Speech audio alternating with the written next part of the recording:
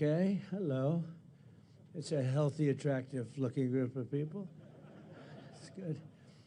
Well, I just want to thank everybody very much for being here. I wanted to do this. We've had some incredible results. The results have come out, and it's like a different place. It's like a different city. It's the capital. It's going to be the best in the world. We're going to do what you're doing with law enforcement, and very importantly also, we're going to physically do it. We're going back to Congress for some money, and we're going to redo a lot of the pavement, a lot of the medians, a lot of the graffiti's all coming off real fast. It's going to come down real fast. We're working with Clark Construction. They're one of the big ones. They're the biggest here by far, actually. And we're going to be not so much building, it's cleaning and fixing and redoing and putting brand new surfaces down on your roads and streets. And when people come in from the airport all the way to the Capitol or the White House or any place else they go, and they're going to say, boy, this place is spotless. So we're doing that. Most importantly, though, we're going to have a crowd of people that are going to be happy. You know, I've received more phone calls from people in the last 4 days than I ever have. I've been here now 4 years plus. And by the way, I think we had about the best 7 months, they're saying, that any president's had. We've done a lot of work. We've done a lot of good work, including the biggest tax cuts that you've ever had. I know you guys don't care about taxes, so you don't care about saving a little tax, but you saved a lot of tax, actually. But we've had a great period of time. But I've never received so many phone calls thanking me for what we've done in Washington, D.C., from people that haven't gone to a restaurant literally in 4 years. And they said, you know, what you've done it's unprecedented, because what they said it was just unsafe. We couldn't do it. A great period of time. But I've never received so many phone calls thanking me for what we've done in Washington, D.C., from people that haven't gone to a restaurant literally in 4 years. And they said, you know, what you've done it's unprecedented, because what they said it was just unsafe. We couldn't do it. We'd go out and you'd see the stories, you'd read the stories, you'd see all of the things that are happening, and they said we couldn't stand it, sir. And now I take my wife and we haven't seen here ever, actually ever. And I think it's probably right now, to me, I feel very safe now, and I'm hearing people are very safe, but I know within 2 weeks it's going to be, Pam, it's going to be at a level that's even far superior. So I just wanted to thank you all. You're doing incredible. We want to make this absolutely perfect. It's our capital, and I guess it used to be many years ago safe, but it's certainly not had a very good run. And you got to be strong, you got to be tough, you got to do your job. Whatever it takes to do your job, you got to do your job. But the crime numbers are way down. I'm looking at, you saw some of the stats, they just read them out to me inside, the numbers that we haven't seen here ever, actually ever. And I think it's probably, right now, to me, I feel very safe now, and I'm hearing people are very safe, but I know within 2 weeks it's going to be, Pam, it's going to be at a level that's even far superior.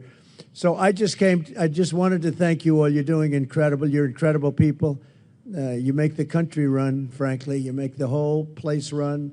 We're going to have the best Capitol ever. We're going to have it's going to look better than it ever did. Even at the White House, I'm building a ballroom. They've been after a ballroom for 150 years, but they never had a real estate guy as a president. You know, I've done a lot of ballrooms, and we're going to make this one the best of them all. But we're doing a real job. As far as the country's concerned, we're respected again. We had a country that was laughed at a year ago. They thought they couldn't understand what was happening, and it's about leadership. But we had a country that was a dead country in many ways. I went to Saudi Arabia. I went to Qatar. I went to UAE. We came back with $5.1 trillion of investment in this country. And we're over 17 trillion. Now, a lot of you don't know what that means, and nobody knows what it means because it's never happened before. In 5 months, because really it's a 5-month, even though we're here 7, but we started 5 months ago in terms of investment, and we have, because they see what's happened to our country, we're going to be over 17 trillion with a T, dollars of investment. There's never been anything close. If we did 1 trillion in a year, And we're talking about over a 5-month period, maybe 6 months if you look at it, but over $17 trillion. We're building plants, auto plants, AI plants, all sorts of plants all over the country. I'm giving them the right. Lee Zeldin's done a fantastic job. We're giving them the right to build electric plants. They become almost like a public utility because we have old grids. We have a lot of stuff that's old. We wouldn't be able to compete with China AI. And now we're totally leading the AI race and the artificial intelligence. It's a big deal. And it's the hottest thing there is for probably in 35, 40 years. It's a lot of people don't know what it is. Just trust me, it's very hot. It's big. But they need massive amounts of electricity. They need more electricity than we have right now in the whole country servicing everything. In other words, we have to at least double it up to be competitive and to be leading. And we're more than doubling it up. And what I'm doing is I'm letting all of these very rich companies, and they've got nothing but they got a lot of money, and they want to invest it in the United States, and they're building big plants, but they're building electric plants with it. I said, you build your building, and these are buildings that cost $30, $40, $50 billion when you include everything that's inside, all the technology. I said, I'm going to let you build electric plants to fire your own electricity, and anything that you have left over, you sell it back into the grid. So all of these big factories that are being built are building their own electric plants fired by oil and gas. They're not fired by wind, by the way, because wind doesn't work, but we won't say that. It destroys everything. It looks terrible. It's a very expensive form of energy. And we're not doing wind. We're going back to fossil fuel. I hope not too many of you people are going to be upset, but we have to go back to what works. We can't be foolish. But we're building massive electric plants all over the country. The companies are building, and then they sell it back into the grid. But we're building numbers that nobody's ever seen. We're auto plants. We have many auto plants going up, whereas during the last 4 years, as you know, we had like none. People weren't investing here. So where they weren't investing and they were leaving, but I just finished by saying this. So I was with the King of Saudi Arabia. I was with all of the NATO leaders a couple of weeks ago, and they are putting up not 2%, but 5%. They said 5% of GDP, that's a lot of money. They'll have trillions of dollars put up. They were putting up 2, but they weren't paying it. Now they're putting up 5, and they're all paying it. And they all said the same thing. They said, 1 year ago, your country was dead. We never thought it was coming back. And now you have the hottest country anywhere in the world. These are the leaders of other countries, the prime ministers and the presidents, every one of them said essentially the same thing, said we had a dead country, and we were. We felt that way, and we were. And this place was emblematic of it with the crime, the horrible crime. And, you know, I watch these phony reports. Oh, we were on the way back. They weren't on the way back. It was worse than ever just a short while ago, but now it's going to be, I think now, right now, it's better than it has been in years. And in a couple of weeks, it's going to be even far better than that. And everybody's safe now. Everybody feels safe. And they're all coming in. And people are now coming in. They're making reservations to come in, and they want to be in Washington, D.C. One of the things we're going to be redoing is your parks. I'm very good at grass because I have a lot of golf courses all over the place. I know more about grass than any human being, I think, anywhere in the world. And we're going to be regrassing all of your parks, all brand new sprinkler systems, the best that you can buy, just like Augusta. No, it'll look like Augusta. It'll look like, more importantly, Trump National Golf Club. That's even better. But we're going to have all brand new, beautiful grass. You know, like everything else, grass has a life. Do you know that? Grass has a life. You know, we have a life and grass has a life. And the grass here died about 40 years ago. So we're going to be rebuilding all of your parks, and it's going to happen fast. It's going to go up like a miracle. So you do the job on safety, and I'll get this place fixed up physically, and we're going to be so proud of it at the end of 6 months. But let's say at the end of a year, this place will be maxed out in terms of beauty. You'll have all new surfaces. You'll have all new medians. Everything's going to look beautiful. A lot of your signs are going to be taken down. They've been up for 40 years. They look like hell. They're barely standing up. They're falling off their holders. And we're going to have all new everything. And I want to just thank Doug for doing such an incredible job. You've been unbelievable. You're a popular guy. No, he's an amazing guy. He's an amazing guy. Everybody love him. We love you. And his wife is so incredible. But thank you very much. I appreciate it. And Pam, Thank you very much. What a job. People don't realize, they're going to see, she'll go down as the greatest Attorney General we've had. I really mean it, too. And where's my Christy? You're there. Thank you very much. She's been incredible. And she can ride a horse like nobody. Horses, she whips those horses around. But I want to thank you very much. And Steve Miller, so fantastic. And Todd Blanchard, who's been with me so long, and he's one of the best lawyers you'll ever find. And we're having a lot of victories. I had a victory today. You know, they stole $550 million from me with a fake case. That sound is on the feed. It's not me. Case. It's a terrible thing, but it's a nice victory. You know, I mean, it's not bad. You know, we all have our limits, but this was a terrible thing that done. It was a witch hunt, and I've had more witch hunts than any human being, I think, in history. And here we are, we're the president of the United States. So it didn't work out too well for them, but. Maybe now it's turned a little bit. These are very dishonest people. We have to fight. We have to win because we have to win. And you people are winners. And I just think it's such an honor to be with you. And we're going to make Washington, D.C. great again. We're making our country great again. The country is very close to being great. When they say it's the hottest country in the world, they mean it. And this Capitol is right now, after 4 days, 5 days, it's at a level that you haven't seen in a long time, and it's all because of you. So I want to thank you all very much. It's an honor to be with you, and we'll always be with you. We're going to be with you for as long as I'm around. You're going to be treated as nobody more important, and thank you all very much for being here. Thank you. Thank you very much. Doug, would you like to say something? Thank you, everybody.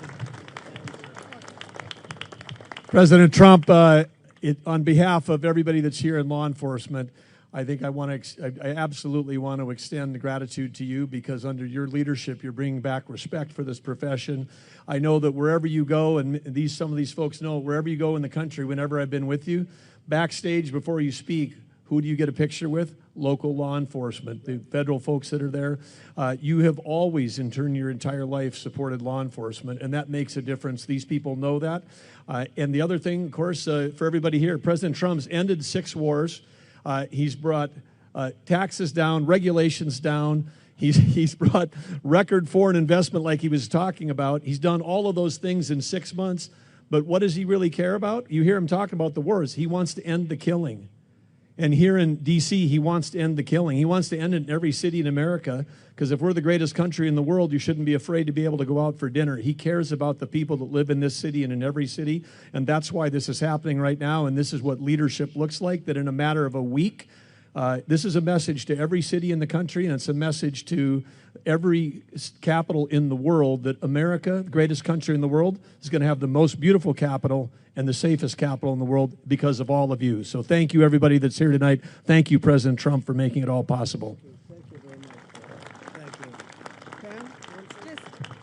Thank you all. President, I'm looking at all these faces. They're out here every single night. I'm getting to know everyone on a first-name basis. All of our great Metro PD, General Blanchard with the Guard, all of our federal agencies are out here, our amazing park police. They are working hand in hand to make D.C. safe. They're out here working midnights every night because they love our country, they love our city, and they love you. They're all telling me that. Are we going to get to meet look at them getting a thumbs up. They're all out here going, are we going to meet the president? I told you. So, and I think you brought some food for him, didn't you, President? So we have great hamburgers cooked by the White House, and we have pizza that I said, don't do it in the White House because we went to a place that makes the best pizza. So we'll concede. But we have a lot of it, so we're going to have some fun. We'll eat, and I'll eat with you, and we're going to have a little fun. We're going to celebrate, but then we're going to get back to work, and we're going to take care of these criminals. We're going to put them where they have to be. You're going to say, don't play around with us. Don't play around with us. So let's go have something to eat. You're going to like the hamburgers? Would you rather have hamburgers from the White House or pizzas from a good place, huh? I think they want the hamburgers. Have a good time, everybody. Thank you very much. Christy, thank you very much, darling. Thank you, everybody. Thank you.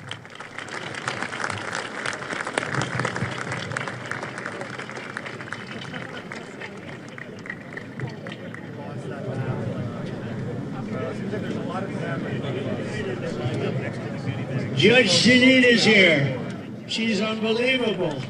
We have Leo 2.0. Whoa. Judge, I didn't see you over there. It's lucky I spotted her. It's lucky I spotted her. I would have been in big trouble. And Leo, you know, Leo 2.0, we love Leo. He's a great prosecutor, that's for sure. You know, they both started off really as law enforcement and top lawyers and judges and law enforcement, and that's how they became famous. Then they went into show business, and everyone thought, gee, were they real? But they were the real deal, and you're both doing great. Thank you very much. Pam, do you want to say something? Janine? Yeah, I just want to say thank you to all of you. Every night when you hit the street, you make a difference, not just for us, but for everyone in the district. They are grateful for what you do. They are thankful. And I am making sure that we back the blue to the hilt. Every arrest you make, we're going to the longest way to make sure that we charge in those cases. So God bless you and thank you for what you do. You're making a difference. And Mr. President, without you, no one would even have tried. So thank you. 30 seconds. We have the greatest president in our lifetime protecting this country, and you guys have done a great job. And I've had the privilege to work with the greatest Attorney General in Pam Bondi. This team really appreciate you. We want to thank you. You are doing the work that makes this country great, protecting America. Thank you very much, and God bless you. Be safe. Thank you.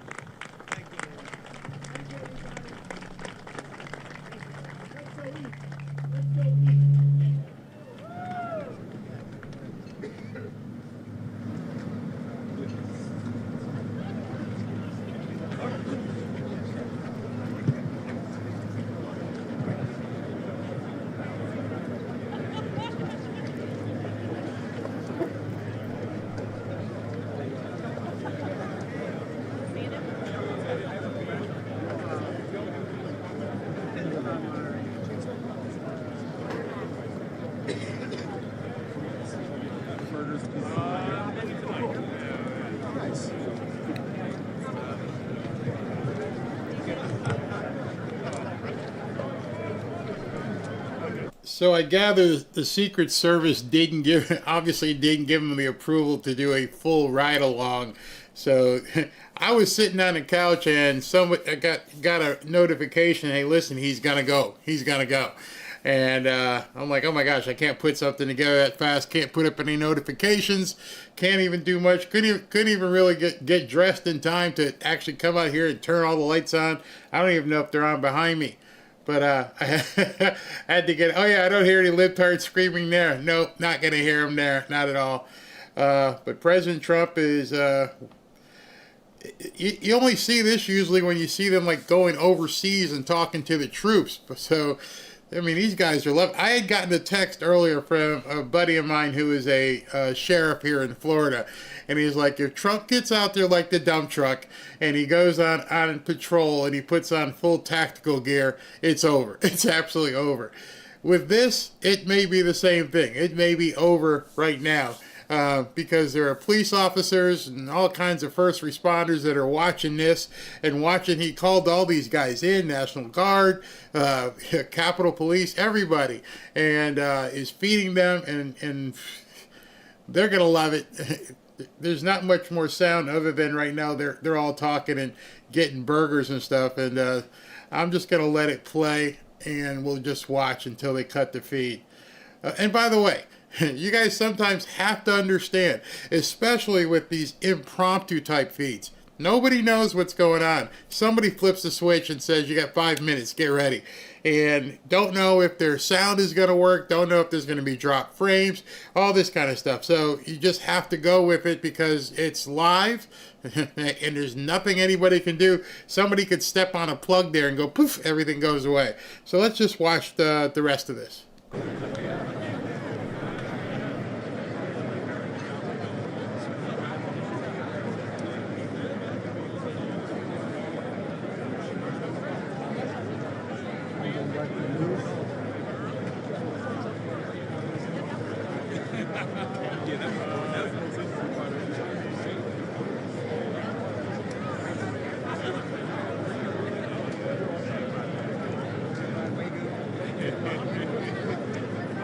All right, guys, let's move.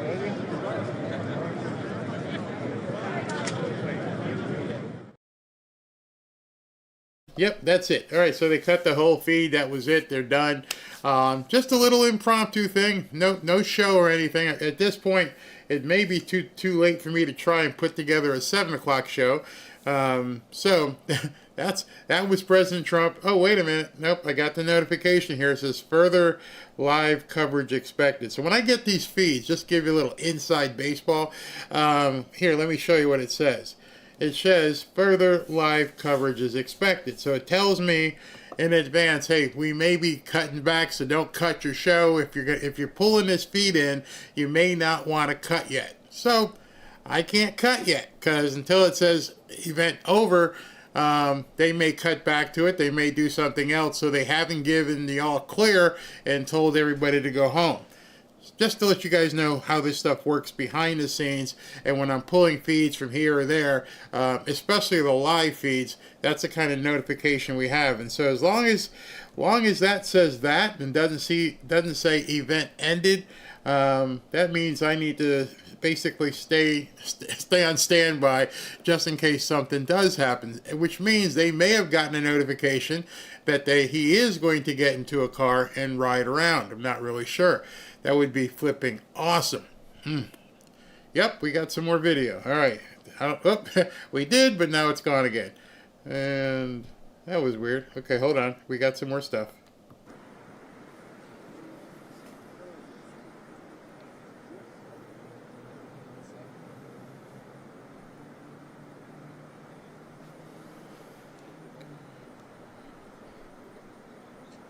So what we may be looking at, he may be going to the motor pool.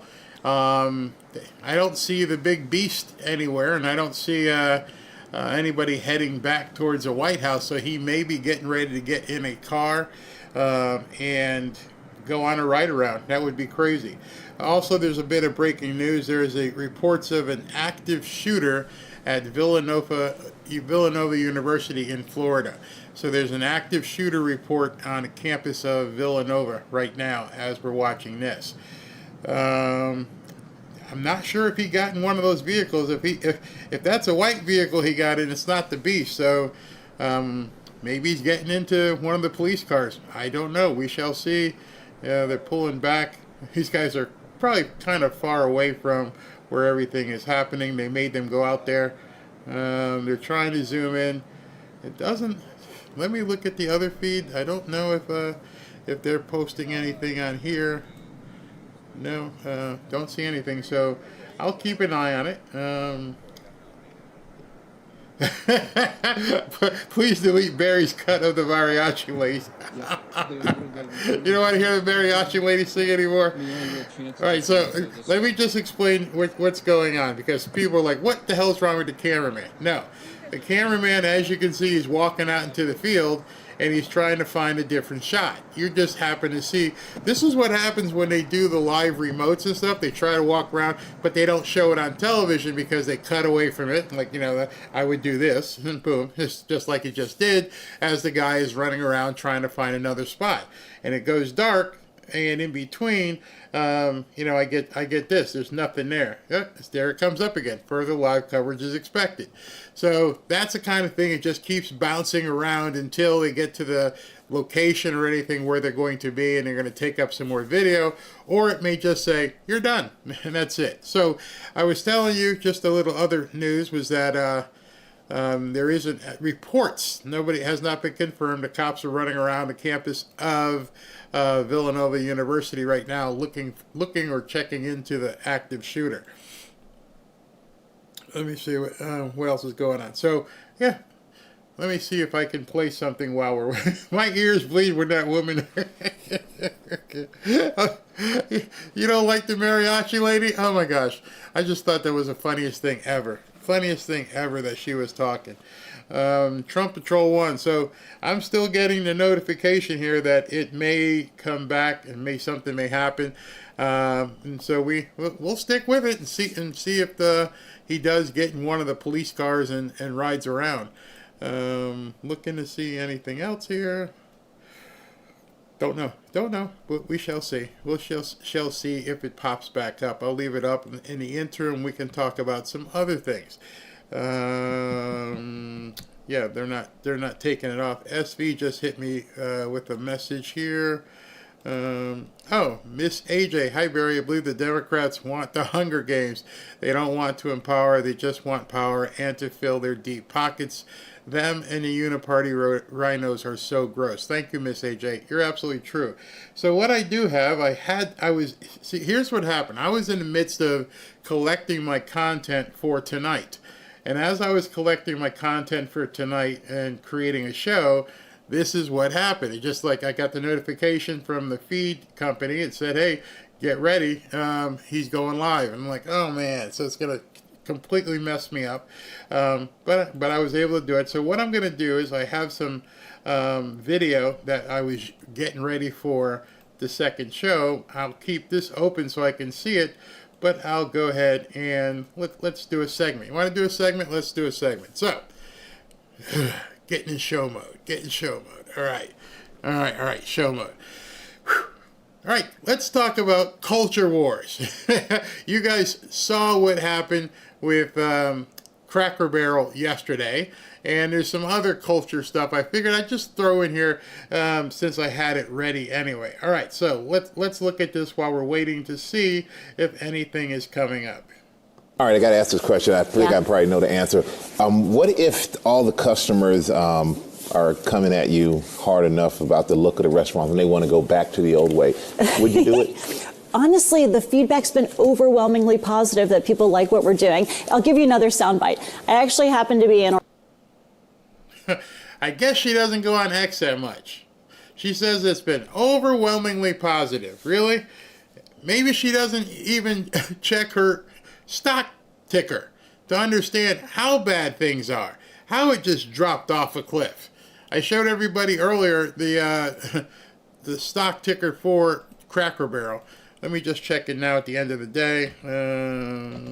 Let you guys see it as well. But she lost something like 20%. Cracker Barrel stock. Boom. Let's see what it ended up today. It kind of rebounded at the end. Just to bring you guys up to speed on this. Hold on a second. You can see it yourself. This is the Cracker Barrel stock for today. Just today. Not counting yesterday. This is Cracker Barrel stock.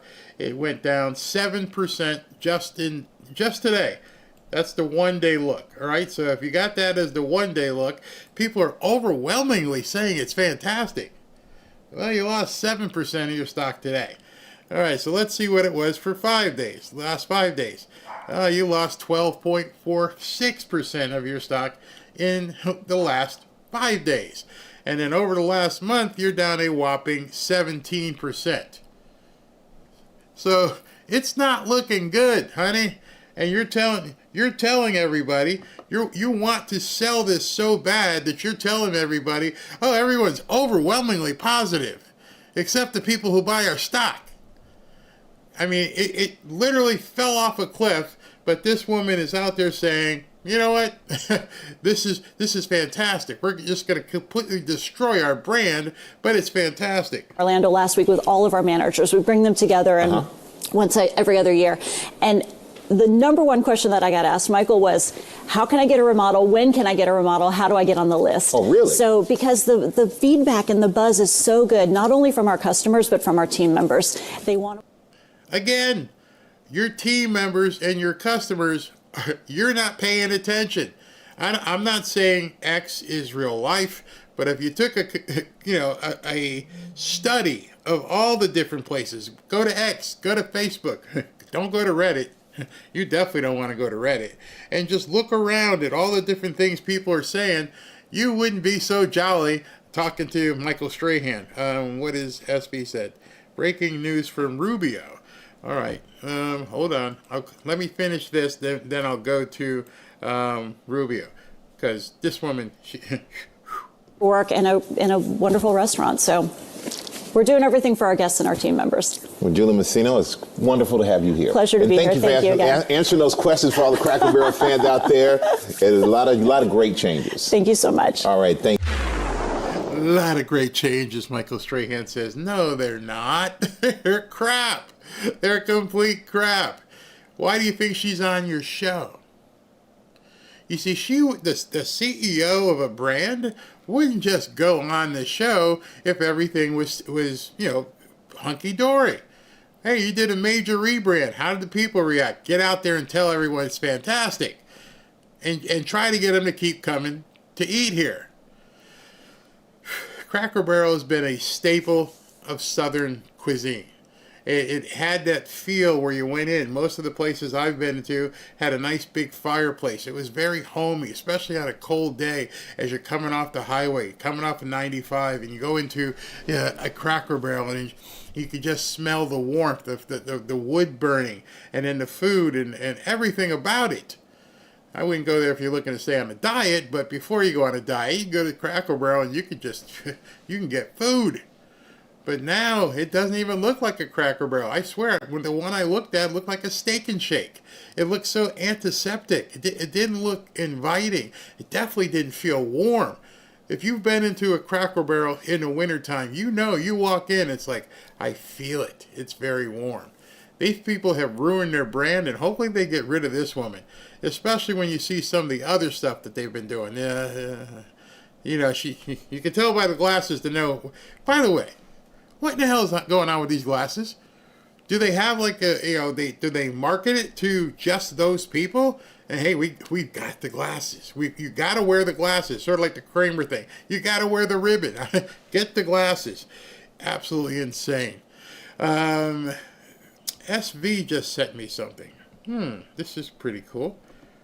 Effective immediately, we are pausing all issuance of worker visas for commercial truck drivers.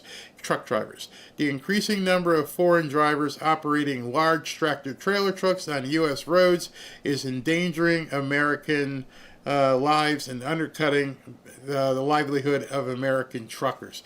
I was stuttering there because I was watching the feed of the people in Villanova running around. Looks like they may have caught somebody. But this is huge. Good start. Don't let them get on American roads again. The guy got transferred back to Florida, and Ron DeSantis is going to make sure that this guy never sees the light of day again. That's for sure. All right, so let me show you one more thing. I had this in the can as well. It's the next piece here, and it's about the culture wars. I'm never going to be one who makes fun of someone's appearance. I'm not going to be that guy. But I'm going to play it, and you can take your own inferences from it, okay? Because, damn, when you're about to see this, all right? The Sydney Sweeney ad, have you seen it? Oh, yes, I have. What are your thoughts? Trying to calm myself, but that would, is right. Put your armpits down. Quick, please. Do that. Sydney Sweeney has good really? Like, the eugenics in that. It's dripping with it. And I'm like, no. And when you saw it, what did you think? If she thinks that's got some eugenics ripping through it, wait till she reads about this woman named Margaret Sanger. Read up on her. Think of. I mean, I thought, it was disgusting. I think it's just showing what kind of country we're turning into. Because it's white supremacy at the end of the day. That's what this ad is representing. Sydney Sweeney wearing jeans is white supremacy. Saying my blue jeans, I've got great, that's white supremacy. Spoken by a white woman. The media has done their job. They have absolutely done their job. They have been able to convince white people, some white people, to hate themselves. Sydney Sweeney, a white woman just told you that it's white supremacy that she is doing a jeans commercial. Yeah, that's some serious gaslighting, brainwashing, MK Ultra stuff there to get white people to say that. Ooh, okay. I didn't see it, but I have heard quite a bit about it, and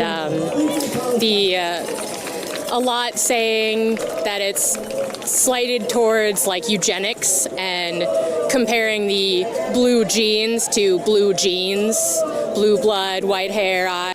I haven't seen it. Should have been the end of the interview. Have you seen this? No, I haven't seen it, but I understand it's it's really bad. There's all kinds of eugenic stuff in it. Or not white hair, but like blonde hair, blue eyes, and there's been a lot of comparison to that. I think it's absolutely unacceptable. Yeah, that's not. It's absolutely unacceptable to have a white woman with blonde hair and blue eyes slithering around with jeans. Absolutely unacceptable. Why?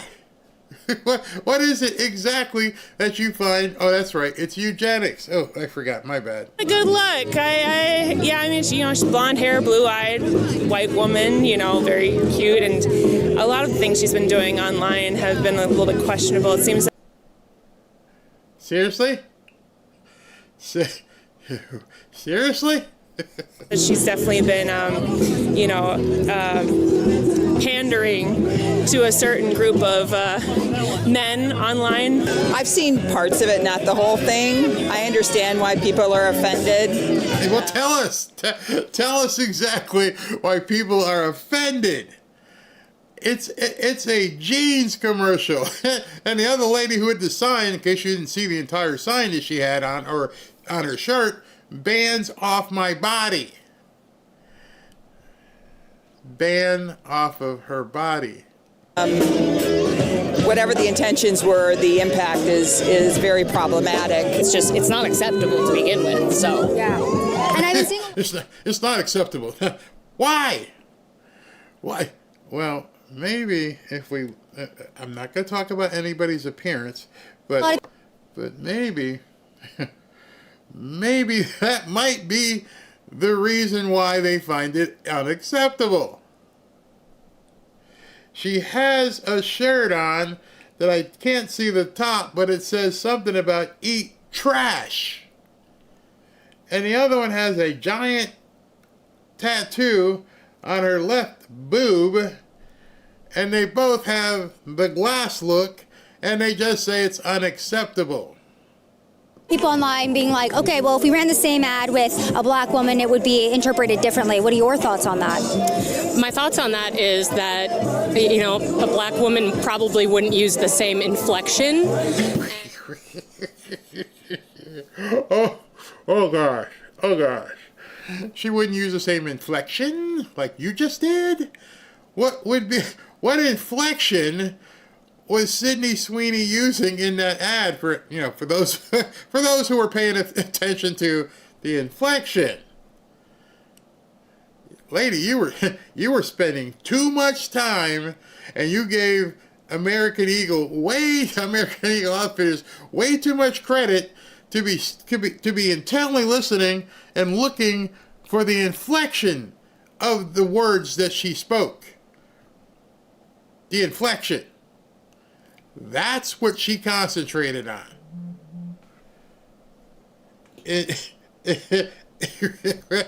Inflection. And, they didn't do that. So, they can say what ifs all they want, but the fact of the matter is they used a white woman to send a very specific message. What about you? Okay, hold on. Two white women speaking, and they're upset because American Eagle Outfitters used a white woman to send a very specific message. Wow, you people spent way too much time on what was being said because 90% of the people didn't pay any attention to the words. And all of a sudden, people are like, I gotta have those jeans. I gotta have those jeans. Their stock, unlike Cracker Barrel, shot through the roof. One company did something really good. The other company failed miserably because that's who they're targeting. This is the Cracker Barrel crowd right here. This is now who Cracker Barrel is targeting. Meanwhile, American Eagle Outfitters, they decided to target people who are actually going to buy jeans, not listening to... I don't get it. I definitely think if it were a black woman, it would send a different message. And so, those of you who have seen it, was it Levi's, whatever, came out and tried to copy it. Sort of like Gavin Newsom with Trump. They tried to copy exactly the same thing. They brought Beyonce, and I mean the whole thing. They brought Beyonce out with a low-cut jacket or whatever, in tight jeans, and they even copied the blonde hair on a black woman. So you have to wonder, ma'am, it'd be different if it was a black woman. Okay, so what about the black woman who tried to look white? I mean, it's confusing, I understand, but, you know, I can't. Specifically because that's the world that we've created, that we've grown up in. And so... Oh, get me off this planet. Oh, no, she just said that's the world we've created. That's where we are right now. What world are you living in? Oh, I see. That's right. I can see the world you're living in. By specifically using a white person, it completely disregards everything that we've spent the last centuries working towards. And I got to stop her there. I knew once you guys saw this, you'd be like, what? Everything we've been working for the last century, it just completely destroys that. What in the hell have these people been working on for the last century? By the way, she looks like she's only been on the planet for 25 or 30 years. But for some people who have been here longer, how did it destroy what we've all been working on? See, maybe I pay too much attention to the words these people say, but that's what she just said. Here, listen again. Using a white person, it completely disregards everything that we've spent the last centuries working towards. And so that just... Savannah is the lady who's making this video. She's probably thinking to herself, "Oh, this is gold. I have got recording gold. This is the best ever. Just let these people talk and embarrass themselves." Because I know she was thinking, Savannah is very, very smart. I've watched her videos. She had to have been thinking, what exactly has this woman,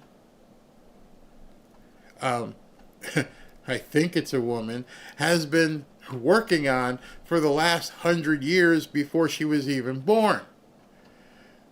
And how does it have no regard for everything that you've been working on for 100 years? Somebody can explain it. I'll look in the comments here. It rubs us the wrong way. You know, a company like American Eagle, not surprised, and I think any, thinly veiled, whatever they're trying to put out is not very thinly veiled at all, and people can see through it. And so hopefully... I'm pretty sure if you could see through it, they would have sold a whole lot more jeans. So I'm not sure you're exactly right there. I'm pretty sure if they could see through it, to the moon. So what message did you get from this? Well, you got the Hamas hanky or something around your neck. Oh boy. With enough outrage, companies will be afraid to put those types of messaging out. I get both sides of the argument, this one. She's talking about actual jeans, but then I get the other side saying this could be a play on words for something else. Now, you're smart. It could be a play on words. It's called a double entendre. I don't know if you went through school and found out that you can do kind of things like that. And play on words is something that's been involved in since Shakespeare, before then, have been writing plays. That's why they call it a play on words. It's been used in marketing for quite some time. Put the other woman back so I can see if she knew 100 years ago when Wendy's had "Where's the beef?" Yeah, where plop plop fizz fizz. Oh, what a relief it is. What do you think they were talking about? It's a play on words. Plop plop fizz fizz. Yeah. But these young people don't seem to have any clue of life. It is an absolute sad thing. I don't understand it. I don't get it. And it's one of those things that also I don't want to be involved in it.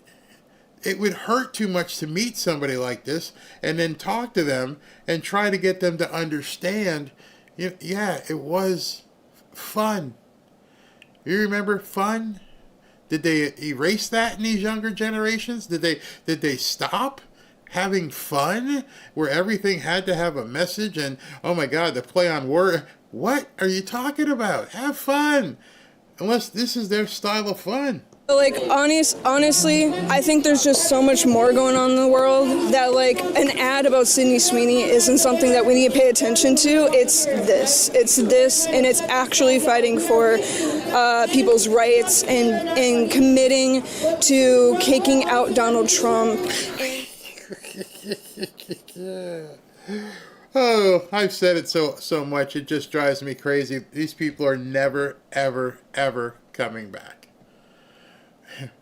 This is what's most important.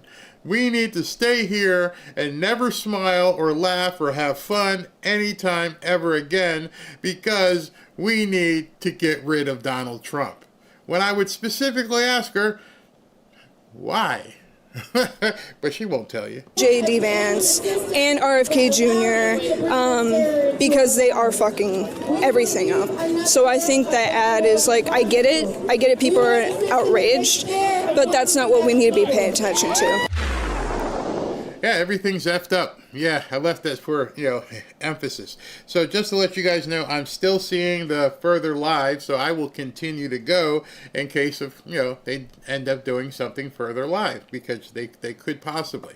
Nick Sortor, in reference to the whole Villanova shooting thing, there's some sick people out there, boy. Some sick people. Update, Villanova is now saying that the active shooter situation was a cruel hoax. Someone wanted to terrorize the opening mass, and they succeeded. If you didn't know, Villanova is a Catholic school. FBI needs to find this person and put them in prison. Wow. Today, as we are celebrating orientation mass to welcome our newest Villanovans and their family, panic and terror ensued with the news of a possible shooter at the law school. Mercifully, no one was injured, and we now know it was a cruel hoax. There was no active shooter, no injuries, and no evidence of firearms present on campus. Man, there's some sick pups. Some seriously sick pups. All right, so I'm going to keep going until they tell me they're done. Because at this point, hold on, let me just see if there's anything else I see right now. It still says coming soon, as you can see here. Further live coverage is expected. So I don't know what's coming or what they're planning. Checking different feeds, not really sure, but that's okay. I'll finish what I have here, and then we will call it an evening. While I'm here, what I think I shall do, 1 second, because I do have more content. I just have to turn off those comments for a second, and then I'll put them back up. 1 second. Might as well talk about one of my sponsors real quick here. And that way, this won't be a total loss, because I won't be able to do a true second show. But I will be able to talk about, where is that? Patriot Addict. Okay, you guys know, you've seen it a lot. Here is the Trump red knife. This knife, everybody loved it. It was very, very popular, and it becomes now even a more collector's item, because it's not available anymore.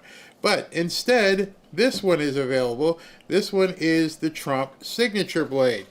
Right there. There's the Trump signature blade. All right, and it comes in this nice packaging. And it looks a little bit different, but functionally it's the same knife. This is the Trump signature blade, 4547. And it has the window breaker, still. It has the seat belt cutter, still. And then it has the quick open action, which I'm not using so I don't mess up and stab myself, because this knife is sharper than the other knife. It's very sharp. Be careful even opening it. That's how sharp this knife is. And it has a stencil of the president's signature right there as well. The good thing about this knife, same size, really big knife, heavy, good balance on it, especially good for fishing and hunting. I use it here all the time. It's like my box cutter. I can just open stuff that comes in. It's a very, very good knife. Wouldn't tell you that if it wasn't. But the best part of the whole thing, the best part of this, it's 100% free. Free. Normally retails for about $70, But if you go to the QR code right here, or you go to the website berryknife.com, you can apply the 100% off coupon and get it for free. Free. I said free. All you've got to do is pay like 14 or 15 bucks for shipping, and it's all yours. Sounds like a great deal. Go to berryknife.com, or just right now, while it's still on the screen, hit the QR code and go ahead and get your knife. And it gets to you pretty fast. They're pretty good about getting things to you. All right, so while we're waiting for to see if they indeed do come back on with any more footage, and I'm checking another here as well. Let me go to what I had prepared. Let's go with this. Here's the big finish. 10 stories that you just gotta hear. Number 10. There was a robust conversation during the break about the selection of Gloria Gaynor. Tia. Yeah, I do believe, as much as the Trump administration has attacked DEI, I think they wanted a person of color on the list of Kennedy Center honorees. And to me, the fact that Gloria Gaynor is the one person of color on the list indicates that they struggled to find a person of color who would agree. Why would you insult Gloria Gaynor that way? Gloria Gaynor has been around since the disco era. She was very happy to be chosen as the only black person. I mean, there's only 5, so that would make it 20%, which is pretty much above the actual population of black people in this country, from what I understand. And she's happy. She's getting a acknowledgement, an award, and these people can't wait to go on television and bitch about it. I covered it earlier. I'll say it again. There's no joy in Mudville. These people can't exist to be happy. Instead of being downtrodden, why not say, oh, fantastic, Gloria Gaynor. She's been a disco queen since the 70s, and she's now being recognized, and before she passes and leaves this world, she's getting acknowledged by the president. Nope, we can't do that. To be on the list, because she doesn't have a huge body of work, which is what the Kennedy Center usually picks, is people who are icons in their genre of... I don't know how old this woman is, and she is right. Gloria Gaynor doesn't have a huge body of work, but the body of work that she does have is iconic. Those of you who are my age or around my age, and maybe even some of you younger, every single club played I Will Survive for the last 25, 30 years. I Will Survive is known as a disco anthem. I Will Survive is known as a woman's anthem about strong women. Wait a minute, that's a woman who's saying this. Why is she not happy that this song that basically was an anthem for women, and they're still not happy? Of the arts, and she's basically a one-hit wonder. Wow. I wonder how Gloria would think about that. Gloria was sitting there. That one hit has probably sold millions of copies. That one hit will probably make Gloria Gaynor more money than this woman will make in her entire life. What a completely horrible thing to say about someone. I mean, Gloria Gaynor sales. Hold on, let's look that up real quick. Gloria Gaynor sales. Gloria Gaynor's I Will Survive. I just got to show this to you, because this is just indicative of how bad the left is. They complain and complain and complain about recognition and making sure that black people get their due, and it's not fair this and not fair that. This woman gets Kennedy Center honors, and she's just a one-hit wonder. Well, like I was right. That one hit typically refers to sales, Gloria Gaynor sales, such as the million-selling I Will Survive, and her recent, maybe that's the problem, and her recent gospel album Testimony, which debuted in the top 5 of gospel albums, so it's not a one-hit wonder. The I Will Survive sold 15 million copies worldwide. 15 million. The song received a Grammy for the best disco recording in 1980. Cultural significance. It is an anthem of hope and encouragement added to the Library of Congress for its cultural and historical significance. That one song, that one-hit wonder, looks pretty iconic to me. Further, I Will Survive has sold nearly 15 million copies. Her gospel album, Hot 100 smash. I mean, this is a woman who is now, how old is she? Okay, that song was by Gloria Gaynor. Hold on, let me see. There's Gloria Gaynor. She's now 81 years old. 81 years old, and you're making it sound bad that this woman had a one hit. This one hit that was known across the world as a disco anthem and an anthem for women, and you're downplaying it. 15 million copies. I'm going down here, just by the way, just to really call her out here. Hear her albums. Never Can Say Goodbye. Pretty sure that was a hit. And she was making albums all through, let's see, that's from 1975 all the way to 2019. She's done film. She's done all kinds of television. Yeah, but she's just a one-hit wonder. And I don't understand what she's doing now. That's how nasty these people are. Number 9. I was talking to someone yesterday, a Democrat, who says Zoran Mamdani, not his cup of tea, too lefty, let's say.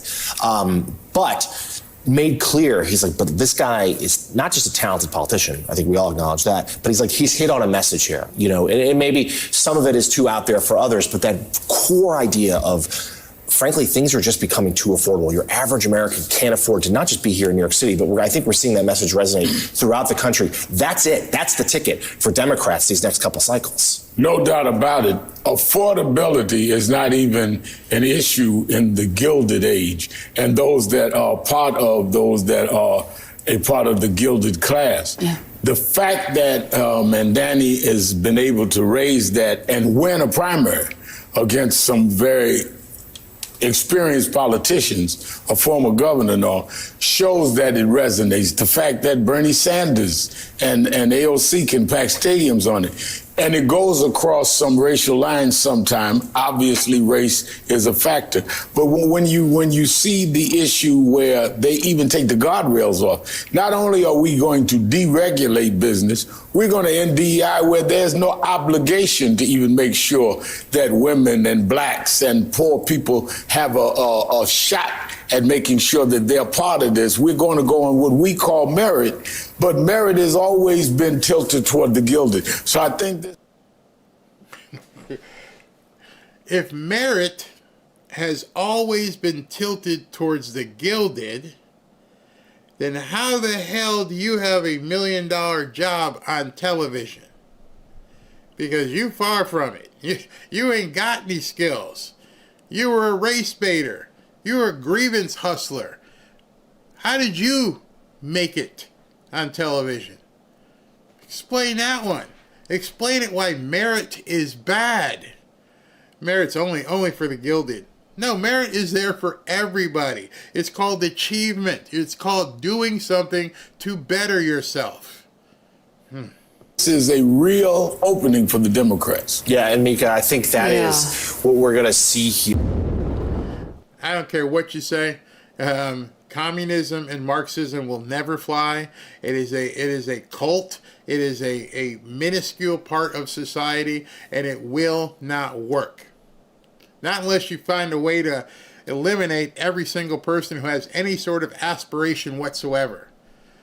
Like those women who were trying to figure out what the meaning was behind the jeans. That's their market. People have been working forever, and it just destroyed everything they've been working for 100 years. Okay, that's your market. Number 8. I understand the argument, but let's do a little ethical experiment here. You're in World War I. The Germans use mustard gas on civilians, and it helps them. Do you then decide, okay, we're going to use mustard gas on civilians? What, Trump ordered Abbott to do in Texas is mustard gas on our democracy. This has been something that I've been seeing more and more of, that they are comparing not just Trump as Hitler, but everything about the MAGA Republican ideology is now mustard seed. It is now a weapon. It is now Hitler-esque. And this guy's a Republican. Well, he says he's a Republican. With those kind of Republicans, we don't need Democrats. Some people would feel, okay, that was terrible. We have to fight back. It's horrible. It's horrible, but we're going to fight back. It's just that's war. Gavin Newsom is leaping into this with both legs. And to me, there's a moral stain that will accompany anybody who does this. Because basically, they are destroying our democracy.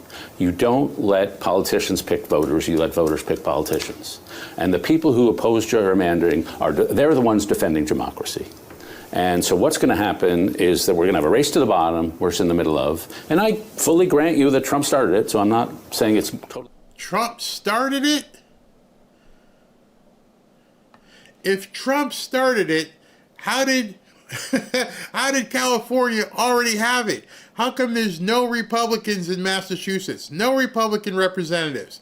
There are a number of states with no Republican representatives, but Trump started it. The gaslighting, unless people point it out, it's so smooth, you don't even notice it. Trump started all the gerrymandering. What about Illinois? You could just go on and on, like, what are you talking about, bro? They've been doing it forever. Ever. Moral equivalent, but there's a moral stain, and what's going to happen is people are going to say, it's those politicians. And loss of faith in the system, loss of faith in democracy, and literally less democracy. Because if you are a Texas voter or a California voter, or if New York does it, or if Missouri does it, whoever, all the states that are going to do this, you are literally disenfranchising people because you can pick the districts so carefully that the voters don't matter so much.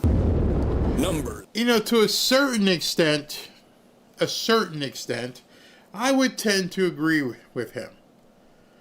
But if there's no way to fix it, if they're going to keep doing it in Massachusetts, Illinois, California, you have to fight back in this regard. I would love for everybody in all the states in the country to go, you know what? We're not going to do any of this anymore. Everybody just let the chips fall where they may. I am that confident that people don't want what you're selling. I would say, let the chips fall where they may. They'd never agree to that. No, that would never happen. I would. I think many of you would be, hey, let's just make a note, gerrymandering. Let's just go ahead and vote by district. See what happens. You ready for it? And I know you're not, because if you were ready to do that, you would have done what you did already. You're telling me that Massachusetts can have 30 or 40% of Republicans in their vote, but have zero representation. Fix it. Oh, that's right, you can't. Because if you every one of those states that adds a Republican representative, you lose even further in the House. So it sounds nice. Why don't we just stop with all this? Sure. I'll put mine away, you put yours away. Let's start over. Nope, ain't ever gonna happen. 7. We're, Reb, as you know, this country right now it's bananas, and this guy trying to take over DC and just weaponize these things. And I mean, he's going to think twice. He tried to do that in New York, though. You think so, huh? This is coming from the same guy who made a movie complaining about the violence in Chicago. I don't know if you've seen it, but it's called Chirac. He did a play on words with Chicago and Iraq, Chirac. And he was talking about the violence in Chicago. Now, because it's Trump trying to fix things, oh, we can't have that. We can't have Trump trying to fix things. And no, he can't do it in New York. He got another thing coming. What exactly would be coming in New York? Come on, Spike. You think people are going to throw Molotov cocktails at the National Guard? I doubt it. You think people are going to take shots at the National Guard? I doubt it. So what exactly would happen if they rolled into Madison Square Garden and they went into the subway system like we have seen in Rome and cleaned it up? You think people are going to complain, or they're going to be like, wow, I can actually take the subway? Do you know most people who can afford not to don't take the subway anymore? It is an unbelievable transportation system. One of the most genius transportation systems I've ever seen. You can get to so many places so inexpensively. You would think that a group of people who argue for affordability would want to make sure that the affordable transportation underneath their city was as safe as possible, that nobody's going to get lit on fire, that nobody's going to get pushed in front of a train, that nobody's going to get pickpocketed or have their purse stolen, or worse. You would think if the affordability actually was important to you, you would already be doing that. I've told you, Robin and I went to Rome and I couldn't believe it. I got in the subway and I'm like, this is just, wow, yeah, there's a guy with a submachine gun there. Oh, there's two more guys over there. But we had no problem, none whatsoever. I felt so comfortable with her on the train, on the subway. It was incredible. And yet, if I went to New York with her, it's either taxi or Uber. Ain't no chance I'm getting on the subway in New York, especially at night. How many of you who are women would feel comfortable getting on the subway at night, even if you had a guy with you, especially if you're white? So I struggle to understand what he means. That ain't gonna happen here. Want to bet? That ain't the boogie down, Harlem, Bed-Stuy, do or die. Gonna be a different kind of reaction. Oh yeah, it's gonna be very different. Let me say that. That's bullcrap. That is a bunch of bullcrap. I wonder how much the city would make monetarily if it was a safe mode of transportation. Think about it. Everybody would use it. Oh, I need to get cross town. I need to go down 12 blocks. I need to do this or that. And here's $1 or here's $10 for a monthly pass or whatever. It would be awesome. Clean it up, paint it, make sure people aren't peeing and pooping all around the subway. If the subway was clean, if the subway was safe, everybody would use it. People would feel so comfortable coming out their apartment, going down into the tunnel, and just getting on a subway. I would love it. So I don't understand when I see two black men sitting there talking about making New York City safe again, especially people of that nature who have seen it when it was nice, and say, no, it wouldn't work here. Okay, that tells me you want to keep black people down, and you want white people to stay afraid. 6. Hey, make sure y'all understand this too. I forgot to talk about this. The last straw for Trump to trigger all this stuff that's going on in D.C. was a 3-year-old black girl getting killed. And y'all say he targeted black people, but the last straw was a 3-year-old black girl getting killed. Y'all care more about hating him than kids. Crazy. You hate him more than caring about kids. Same thing to Spike Lee. Same thing to Al Sharpton. Nobody wants to see a 3-year-old little kid get shot. Nobody. Except maybe the hoodlums that are doing it. Oh, that was so-and-so's, that's Baby Boo. Nobody wants that. And so the fact that there are no kids getting killed right now in Washington, D.C., people should be applauding. They said they haven't had this level of drop in murder in years. And the black people who have to live there are like, hey man, this is all right. I don't have any bullets whizzing by the house. Oh, it's not that bad. Only 18 people got shot last weekend. Do you know how many people got shot in Chicago last weekend? Well, before I guess, let me just say, shot in Chicago. It's funny. Last weekend. let's look at the data. Okay. Yeah. Okay. So it's. I shouldn't laugh because this is absolutely sad. It is a sad state of affairs that you can actually just put this into Google and pull something out that looks like this. This is crazy. Look at this.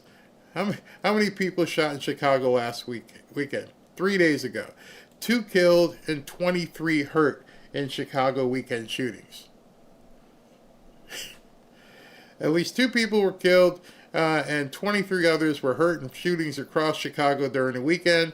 The ages of the victim range from 6 to 49. According to police, the first shooting wasn't reported until 1 a.m. Saturday. A 36-year-old woman was walking in the 10100 block of South Michigan Avenue when she was approached by an unknown man who shot her as she ran away. The woman was grazed in the arm, was treated, and released. Also around 1 a.m., a 17-year-old boy was shot while walking, just walking down the street. They're not making any big deal about this. Hey, should we do something about this? Should we make sure people are safe and walking around? No, Chicago's fine. We don't need anything. Really? Really? Okay, you say so. 5. Do you not understand that this is what the residents want? I'm not talking about the bougie upper echelons, bougie blacks. I'm talking about the everyday grandmas that have to deal with these homeless people peeing and pooping on their steps, and then they have to clean it up. They don't feel safe when they walk into their neighborhood. The gangs and the dope boys are just standing around the corner. You know, like, do you not understand this is what they want? I remember working with a community leader and somebody had just gotten shot. This is like 5 years ago. And I remember her praying and she said, Crystal, we're going to have to invoke the National Guard. And that was so foreign to me. Now I understand the shit. These people are helpless. And I'm not talking about the bougie black people that live in their gated communities with their new bills. I'm talking about the everyday grandmothers. And I'm so glad that President Trump cares about them. She nailed it. I don't care about the bougie blacks and even the liberal elites. These are the people who live in that hood, who see the war zone, who see, as Spike Lee's movie, Chirac. Most of us never see this. And the media hopes that you never will, so they try to paint a different picture. Oh, Trump and the National Guard should leave. You know what? He should. He should. For about 2 days. And then say, because at that point, if they pulled everybody out and it went back to the way it was, it would literally change in 24 to 48 hours. At which point he can go, told you. I told you. I thought you said it was safe. I thought you guys said they didn't need cops because those lives are disposable. You don't care that those lives catch the hell that they do. Meanwhile, the people there are like, I'm good with this. For 4. I don't have very many positive things, if any at all, to say about Donald Trump. And I've interviewed him 6-8 times, maybe more. You know, he would call in from, you know, when I was on CNN, he'd call in, I don't know where he was, in the bed, the toilet, whatever he was, seriously. And he would just call in and talk and ramble and rant. And so I don't have very many positive things to say about him because there aren't really any positive things to say about him. You expect anything different from Don Lemon, as Tucker used to call him. Don Lemon was a failed host on CNN, and he's trying to do a podcast, and he's back on TV with MSNBC with all his connections, everything that he's doing. He goes on MSNBC, and instead of trying to promote his show to try and get people to watch it, you know, maybe it is trying to get people to watch it by trashing Trump, he goes on and goes, I got nothing good to say about him. Well, you know what? I'm not looking to take Trump to a cocktail party. I'm not looking to be with Trump and say, hey, listen, I'm looking at him as a president. That's what I think people have a problem with. This encapsulates the entirety of the Democrat ideology. I don't like you, and therefore, because I don't like you personally, I can't accept anything that you're doing. I don't like you, and so you and other people who like you, I don't want to be around any of you.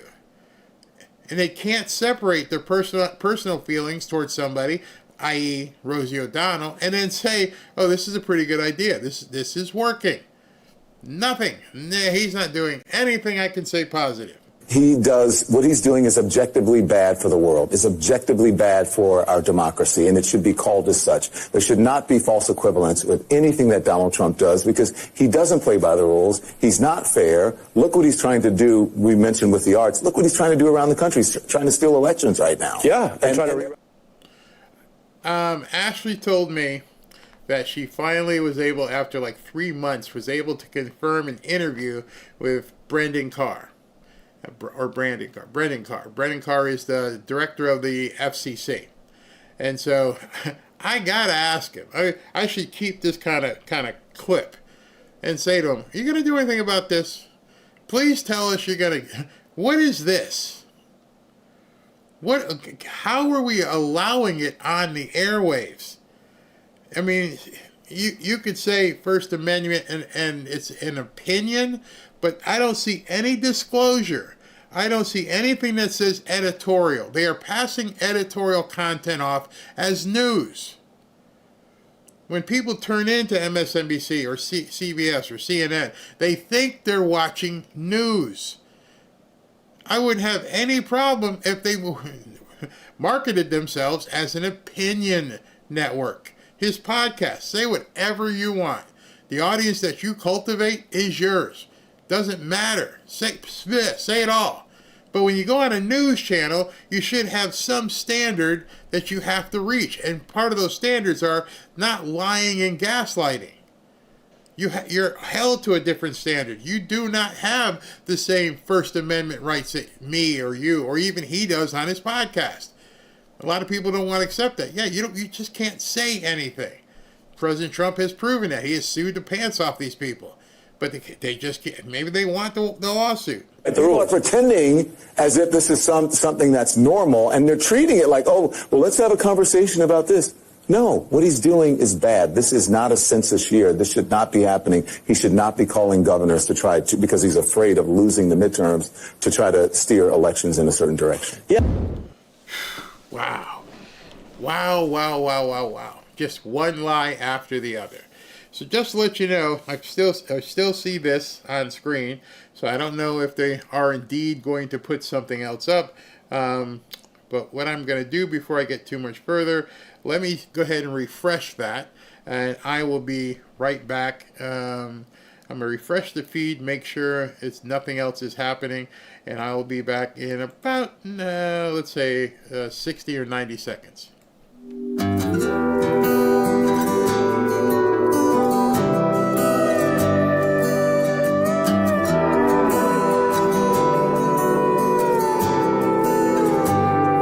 Somewhere to be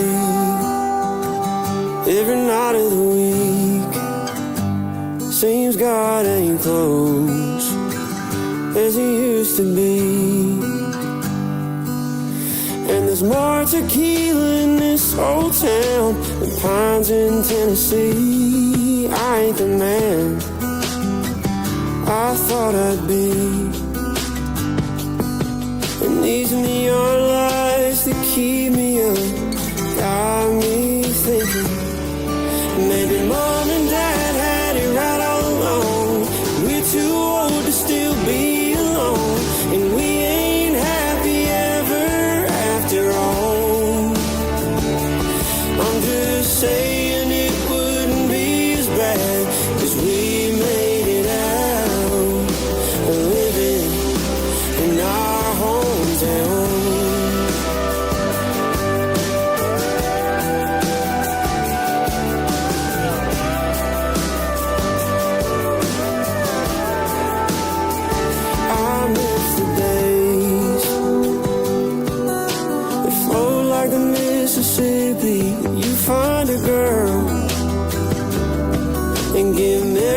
California 20.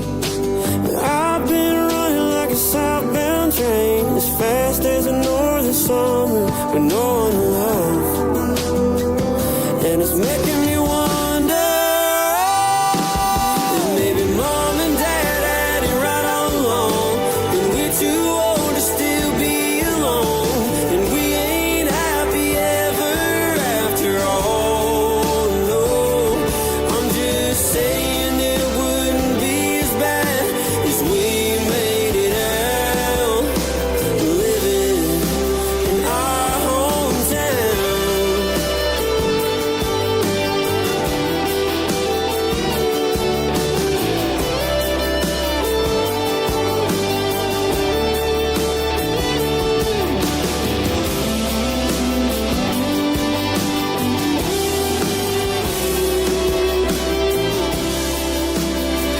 Said if you got whiskey, don't overdrink it. If you find love, don't overthink it.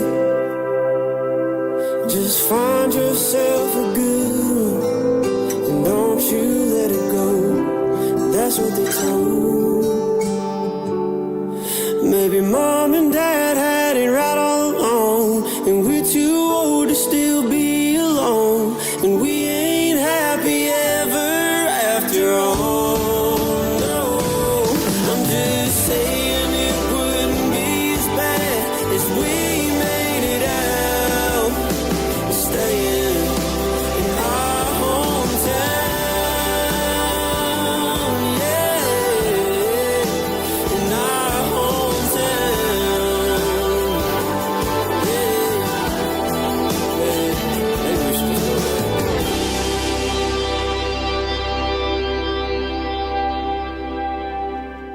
All right, so they still show it as further live expected. I'm not sure if they're waiting for a cover of night to drive out, but if they come back on before I go off, I will definitely cover it. And if it comes on and they do something tonight, I will cut it and have it ready for tomorrow's show. But they have not cut the feed, which usually means something else is planned. So we shall see in a little bit. All right, so what do I have next for you? Oh, got a couple more. All right. Number 3. President Trump understands that in D.C., it is the minority community that is suffering. Just the other day, I said, give me a picture of all of the teens, everyone 19 and under, who were killed by gunfire. Okay? And in 2024, there were 29 of them, all teens killed by gunfire. 2025, so far, there are 19, all teens killed by gunfire. Every one of them African American. Every one of them minority community. And I'm going to stun you. 70% of these homicides of 45 young minority kids in the last year and 7 months have not been solved. The ones that's disgusting. They're just expendable people. These are people that get killed and nobody cares that they're dead.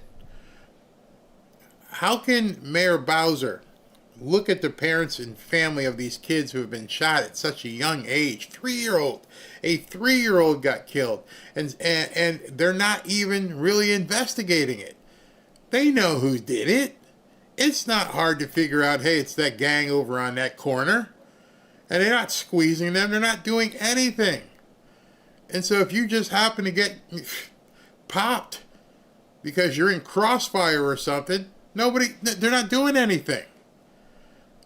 So how can people in the media say this bad to have the National Guard and all the other law enforcement, the marshals, the Secret Service? How is it bad? Nobody can explain it. Oh, it's just fascist. Ask the little girl's parents. Who shot and killed them and took their lives from them are still walking the streets. We haven't arrested them. We haven't taken the guns from them. And that's what the president understands. And that's my mission. Number 2. The mayor of Los Angeles and the governor of California were in the largest sanctuary city and the largest sanctuary state in America. they refuse to turn over tens of thousands of serial criminal illegal aliens to ICE. So they get arrested by state or local authorities and they get cut loose. They then go on to commit crimes like assault, armed robbery, home invasion, and murder. The most unimaginable, egregious crimes you could think of. All of that blood, all of that suffering, all of that heartache, squarely on the soul and conscience of California's governor and the mayor of Los Angeles. I don't even understand how it's possible that Gavin Newsom could even be a candidate for president. How are they going to hide all of this? Everything from what's going on with the newcomers to the train to nowhere and how many gazillions that they spent on that. How do you just ignore everything that he's failed on? Do they not care? Do they think, well, probably because they think the media won't bring it up? It looks like Gavin Newsom right now is getting ready to sign the California redistricting bill. I thought they had to vote on it, but it looks as though they're going to go ahead and sign it right now. So maybe we'll take that, but it's disgusting. Absolutely disgusting. Guilty of crimes against humanity. They're facilitating child trafficking, sex trafficking. Look, they think this is a game. They think this is a joke. This is life and death. When you meet with the families, as you have, Griff, whose loved ones have been raped and killed and slaughtered by criminal illegal aliens who have no right to be in this country, what Newsom are doing and what Bass is doing are unforgivable. And God bless our ICE agents and Border Patrol agents for going out there and doing this mission on behalf and on the orders of President Trump to make America safe for our citizens. The Democrat Party seems to only care about two groups right now, criminals and illegal aliens. And that's it. Donald Trump's Republican Party is fighting for law-abiding American citizens, and you're seeing the results right here in Washington, D.C., where the most violent city that we have in this country is now becoming, day by day, and will become one of the safest cities in the whole country. Number 1. You can tell that we're heading towards a civil war. We're heading towards a civil war because they don't care.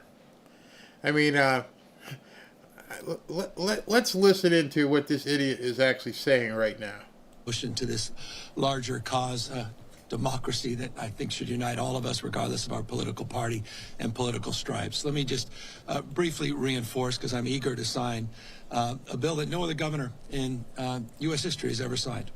A bill that will put the maps in front of the voters. We'll be the first state in U.S. history to, in the most democratic way, submit to the people of our state the ability to determine their own maps. That simply has not been done. But I want to first just briefly back up and pick up a little bit on what the Speaker and the Pro Tem said, and just remind everybody what they reminded you, that need to be reminded, all of us again, of how we got here. We got here because the President of the United States is struggling. We got here because the President of the United States is one of the most unpopular presidents in U.S. history. We got here because he recognizes that he will lose the election. Congress will go back into the hands of the Democratic Party next November. We got here because of his failed policies. Those are being exposed hour by hour, reinforced today by Walmart announcing they'll be raising prices because of the tax increases, because of the tariffs. Reminded every day by a slowing economy, growing mistrust, distrust all across this nation, across the board. He is failing. He recognized that, and that's why he made a phone call to Greg Abbott asking for 5 seats. Can't win by playing by traditional sets of rules. He plays by no rules. I remind you all the time, it's not the rule of law, it's the rule of dawn. And we're standing up to that. We're responding to that. They fired the first shot, Texas. We wouldn't be here had Texas not done what they just did. Donald Trump didn't do what he just did. He went so far as to follow up and say that he didn't just want those 5 seats. He said he's, quote unquote, entitled to those 5 seats. Just pause and reflect on that. Everything should have just stopped there. President of the United States claiming he's entitled to 5 seats. That should put chills up your spine. Every Republican, not just Democrat and Independent, every American, those enduring values that we celebrate, just celebrated 249 years, the best of the Roman Republic, Greek democracy, the rule of law, co-equal branches of government, popular sovereignty. What we'll celebrate, will we? Next year, the 250th anniversary. Masked men at the site of the Japanese that were interned and bussed in Little Tokyo last week in Los Angeles were sent right there in front of the Democracy Center as we kicked off this effort.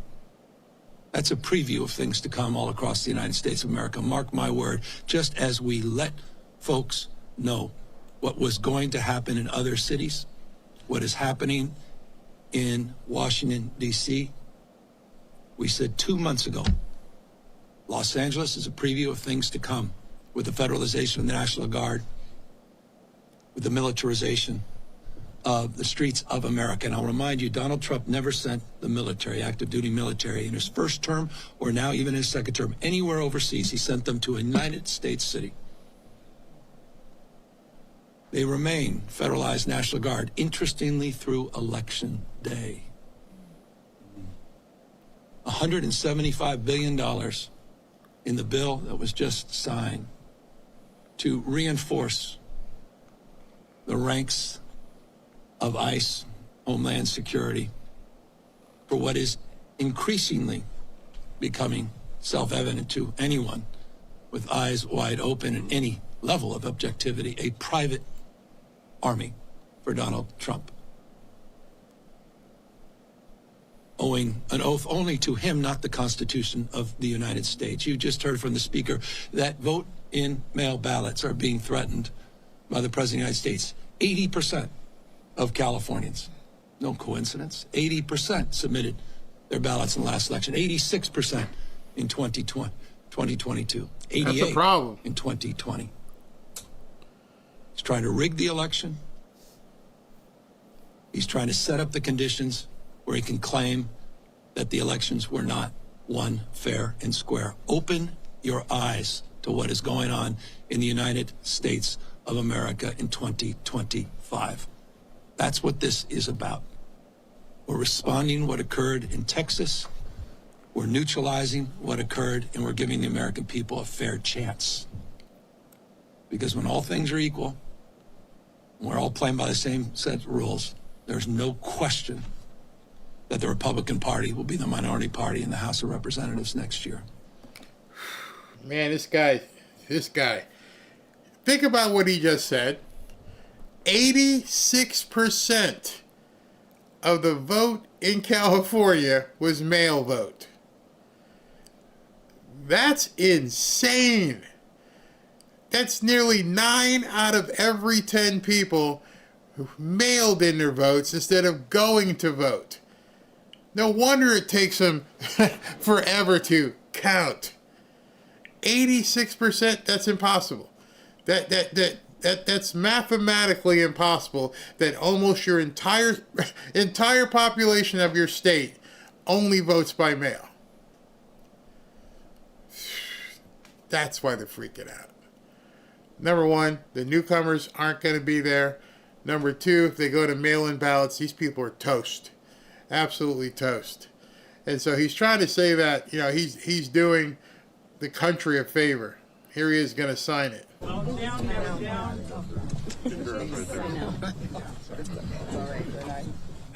we'll see if it's yeah. Well, here we go. Everybody's trying to get everything.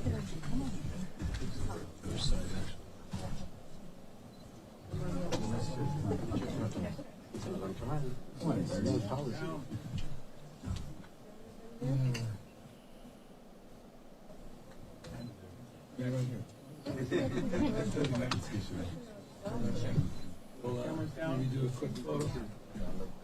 Yeah. What a cheeseball smile. Oh my goodness.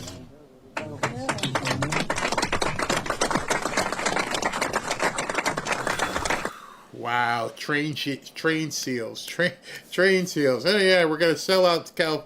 86%. That told me everything I needed to know. I didn't know it was that bad. You're telling me almost 9 out of every 10 people who vote in California do it by mail. Not a chance. Not a chance. Wow. I'd love to ask Maximus or some of you guys who live in California to let me know, because if 2 of you out of 10 people say, no, I actually vote, then he's full of crap. Wow. Unbelievable. All right, let me continue. I got one more piece here.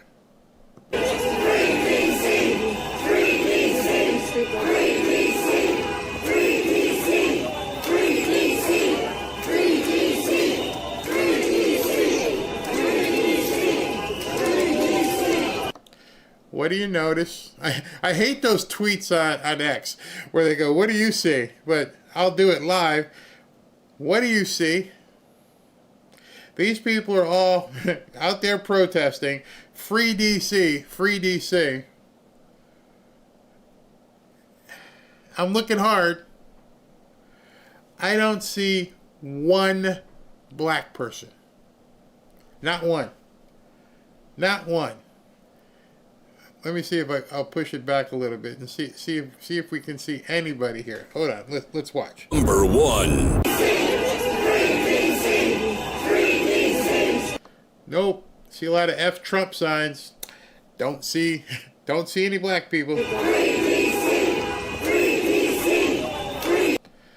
Oh, wait a minute. We have a tall guy in the back there. Yep, we have one guy. One guy I saw.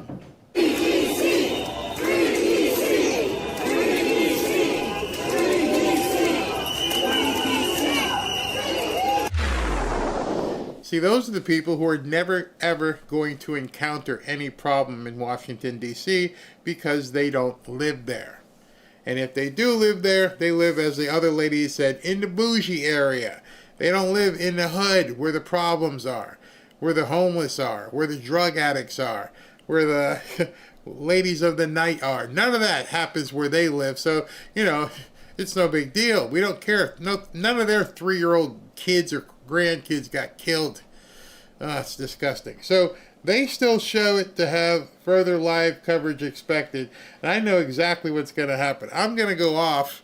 And when I go off, it's going to go blip. And they're going to show him riding around in a squad car or a Humvee or something. And I'm going to be pissed. And I'm looking at some of the other stations. Nobody seems to have any idea what's coming next. All the people I usually check on X, nobody's given any information as to something being happening. And the only indication I have is this that says further live coverage expected. So what it usually means is somebody's running around with a camera and they're getting ready and they're on standby. But I guess because of safety reasons, they are not going to release anything further, so we're not going to know, and I don't want to hold you guys here showing you nothing, because that's all it is. Further live coverage is expected. When? And then I've also seen it go completely dark, so I will cut it if it comes back on. I'm sure it'll be all over the news should it happen. Where can we go to watch it? If it comes on, depends on who's on, who takes it on the feed. Maybe the broadcast networks.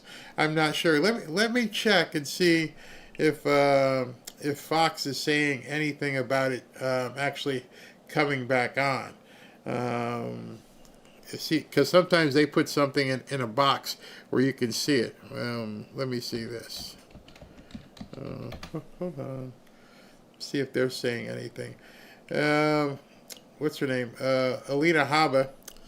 They're going after her again. That sucks.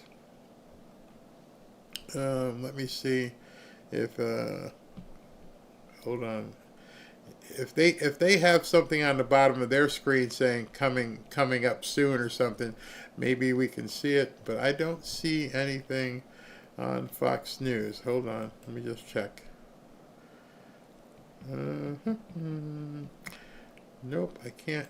I'm going to have to log in. Okay, wait a minute. It's happening. I don't see anything on Laura. Laura right now is at 7:15. This would be Laura Ingram's show. I'm looking to see if she's showing anything. No, they don't have any block. Usually, on the very bottom they have a block that says coming up, but they don't have anything coming up either. So I don't know. Go through some comments here.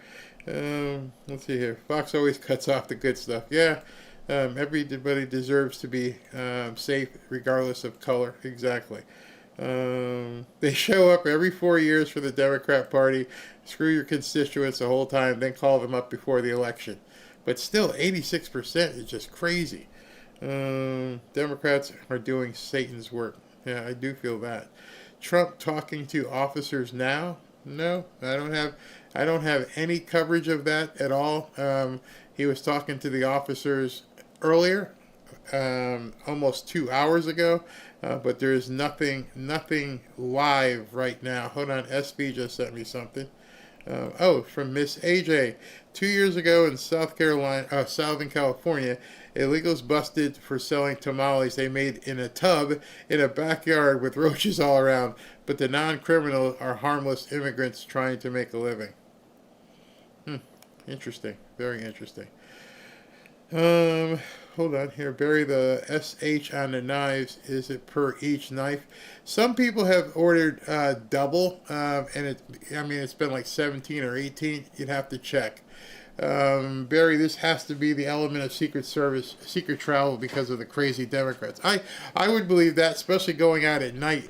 So they're not going to say when he does it, and all of a sudden he's just going to pop up. Because you don't want anybody to do it. If there wasn't any mail-in ballots, Republicans would win in a biblical landslide. Absolutely, I believe that. Washington State is all mail-in voting. What a mistake. What an absolute mistake. Somebody says Fox 5 and RSBN are waiting as well. Well, I don't have anything to show you, so I can't just... I am not going to just put that up and just leave it. That would be crazy. So here's what I'm going to do. I'll do, let me see if there are any super chats. If there are super chats, I'll do super chats. And then what I'll do is I'll put up the after party, and we can let that play. And if it comes on before the after party is over, then I'll jump back in. Best I can think of right now. But wait a minute. Hold on. I have something I can do. Okay, wait a second. Hold on. Where is this? I have an interview I did. Oh, yeah, I'll play this. I had an interview I did last week, and I didn't have time to play it. So it may sound a little dated, but at least I can have something on while we're waiting. So this interview is 37 minutes, and so we can play this, and I'll monitor it. And if they come on, of course, I'll come right on. If they come up and say end it, then I'll just end it after the interview. This is with a White House reporter, guy who's in the White House at every one of the press conferences, John Fredericks. So let's take a listen. Hey everybody, I've got an interview today with John Fredericks for you. John Fredericks, host of the John Fredericks radio show, and he's also a White House newsroom correspondent. John, so much going on. How are you doing today? I'm doing great now that I'm on the Barry Cunningham show, man. I'm fired up, Barry. Thanks for having me. Most insane thing. This is why this government here in Washington, D.C. is so corrupt. These people just spend your money. He's got gardens on the roof. He's got, I don't know what he's got up there, pools, and the guy's out. This is the other thing. The guy's term expires. Term expires in May of 26. Yeah. And he's never going to get reappointed. So he's out of there. So it's insane. This is how we spend your money. Have you ever been to the Federal Reserve Building? I've never even seen it. Where is it? It's here in D.C. It's an elaborate structure. It's on the northwest part of town. It's an elaborate structure. But all these buildings here, when you come here and you live here like I do, you can get awestruck by the beauty of some of these structures. But I have to tell you that Trump said, and I say this a lot, Trump said when he got here, he said, hey, I'm going to make D.C. beautiful again. Right. When there's a true story, we live 2 blocks from the White House. And when I got here in January, we live across the street from McPherson Park. We looked out on it, and it was disgusting. I mean, it was just tents and homeless and garbage and needles and crime. It was absolutely gross. And my wife said, I can't move here. I just can't do it again. I did it during Trump 1. Biden ruined it. I'm going to stay in Pittsburgh. I can't do it. 7 months later, she's coming here Sunday. We're moving in. Park is beautiful. Flowers are planted. Wow. No garbage. Cops all over the place. All Trump. Wow. Wow. Very good. I mean, how many people does the Federal Reserve even employ? How big of a building do they need? It's huge. I mean, it's everything here is bloated. This is like Bloat City, USA, because nobody's paying for anything, right? It's all our money. It's all bloated. And then they don't even do their job. I mean, the terrible thing now about the Federal Reserve isn't the $2.5 billion that they're blowing on renovations, like you think these guys were the King of England or something. What is horrible about this guy, Jerome Powell, is he's completely politicized and weaponized the Federal Reserve, which is supposed to be an independent entity. Yeah. And so he lowered rates when inflation was raging to help Biden and the Democrats win last summer and fall. And now that inflation is down and has been stable when he should be lowering rates, he refuses to do it because he doesn't want to help Trump in the midterms. The guy needs to get fired today. Our government is there's so many things at this point we've begun to see. The normal people are now seeing this. There's too much power rested in these district court judges. There's too much power rested in one organization, one man, essentially, the Federal Reserve Chairman. There's too much power rested in the Senate parliamentarian. How did all these things get put in place, and what is it going to take to change that so these people just don't wield so much power? You know, Barry, Trump is bringing transformational change to the government, whether it's culture, whether it's tax policy, IRS, the defense, law and order, border security. But he's one guy, and it's he's got 3.5 more years. The swamp, the depth of the swamp is so deep, he would have to be firing 1,000 people a day. And now the biggest problem we have is if the Democrats win the midterms, he'll get nothing done. Right. They'll impeach him the next day. It's over. Not that he'll get impeached in the Senate, but he can't do anything. He'll be like the last time. So that's number one. And number two, if a Democrat somehow wins in 28 and comes into 29, they're simply going to reverse every policy he has, hire all the people back, go back to where it was, and then start weaponizing the government again against all of its enemies. So, my God, Barry, the stakes in this country are so huge. How do people not see that? I keep saying, I really like Mark Mitchell at Rasmussen, but I can't understand these polls where he's saying and some other people are like, hey, we're going to lose the midterms. I'm like, how? How can people be embracing prosperity and seeing all the good that's happening and say, you know what, let's toss all that aside and go back to where we were? How? How can that even be real? I don't think his polling is real. I don't. We're now where everybody's in a clickbait phase, and so there's got to be anger, malcontent, frustration, shaking your fist, old men shaking their fists at the clouds, discontent. I mean, that's the fodder on the right, and you and I don't do that, right? We bring cheer, we bring good humor, we bring happiness, we bring sunshine, because everything is going great. All Trump does is win. It's like it's just winning. It's like you're winning every day. It's like I'm an Astro fan. We're in first place. We got the best record in the American League. What am I complaining about? Yeah, we got injuries. So what? We're winning. Winning solves everything. And this economy is going to explode And so that's what's going to carry us through the midterms. Yeah, that's what I believe. I've been telling everybody that. I'm like, Trump has said it many times, get strapped into this rocket ship, and if you're not seeing it, you're not paying attention. I mean, every indicator looks like this thing is about to take off, and if interest rates were to dial back, I think that would be the booster rocket that would just send it propelling into space. And especially so today, you've got a guy who's a experienced developer who's going to walk around and he's going to point out, that's wrong, you're stealing money there, who's this contractor, I want to know all this stuff. What can possibly happen when he starts doing that today? Like what could go wrong, right? Exactly. I mean, I'd love to be a fly on that wall as he starts saying, he'll go in there with a punch list, right? Remember the old punch list? He'll be like, you're writing this stuff down. And then you're right, Barry, you're right. When he starts asking, who's the contractor on that? I want to talk to that guy. How much are you charging? I could do that for 1/3 that price.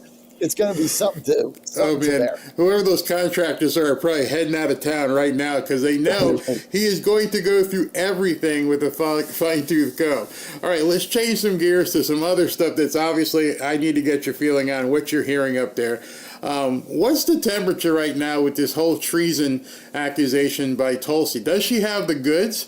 And is the DOJ now with this strike force going to do anything about it? Well, Barry, I'm 67 years old. I've covered the White House since 2017. I've been in media a long time. And I was at that press briefing yesterday with Director Gabbard, who I know. I covered her in the 2020 campaign in Iowa, New Hampshire. She's been on my show a number of times back then, not recently. And I was stunned by it. I mean, I stood there in disbelief. It's one thing, Barry, it's one thing to see her on TV on Sunday with, Maria Bartiromo or whatever. It was another thing to sit in that stand in that press briefing yesterday with 130 reporters and watch her go through the litany of that, the timeline. And Barry, to hear her say it in person, she accused Obama of treason. She said she had the receipts. They doctored a presidential daily briefing. They got it. He didn't like it. She called it treason. She called it sedition. She called it the biggest fraud ever perpetrated on the American people. She named names. Obama, numerous times. Clapper, Brennan, McCabe, Rice. I mean, this thing goes deeper every time. She said she has more documents. She has the receipts. This is a dog with a bone. This is a lieutenant colonel. She doesn't mess around. She knows she was in Democrat leadership. She knows what these people do. She knows where the bodies are buried. It was an incredible 35 minutes. I mean, I was riveted. And, when I left there, I wasn't like, wow, we got him. I was disgusted and sad. Disgusted and sad that we have become, Barry, a banana republic. Yes. That's what this is now. It's sickening. It's disgusting. There's no reason to celebrate. And look, this is what Pam Bondi does, okay? Pam Bondi in Florida prosecuted a lot of people. Yes, she did. She's very tough. She knows what she's doing. And, they got the evidence. And I believe that we're going to see movement. You're not going to get anything in Congress. I mean, Comer's not going to do anything. That's all a sideshow, dog and pony show. Then they go on Fox News every 15 minutes. Right. They don't do anything. She's tough. But here's the other thing, Barry. I don't think Gabbard is going to let this go. No, I don't think so either. That's the diamond here. This woman is a national hero of all time for doing this. And you know what? One of the questions, I didn't get to ask one, but one of the questions to her was, well, why didn't Radcliffe do this in 2019? She said, look, everything there was a chaos. They weren't there long enough. We had turnover here. They had so many other issues. They never got to this. I did. So I'm not going to talk for them. I'm just going to talk to me. And what I'm telling you is real because I got the documents. And every time she got questions on it, she's like, you know what? It's up to Bondi, but I'm going to present her with everything that she needs in order to go forward with prosecution. How much more does she have? Because one of the things as I was watching it is that if she's showing you this, it's almost like the Titanic. This is the stuff that's above the water, and nobody knows what's below the water, because that must be the really bad stuff. Well, you know, if you listened to her yesterday, every word she said was measured, right? She didn't go half-cocked.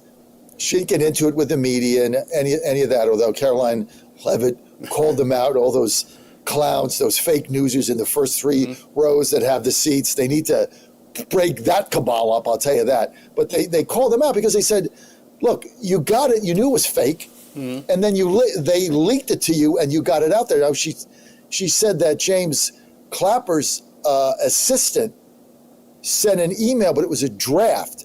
So like, because if you send an email, you can get FOIA'd.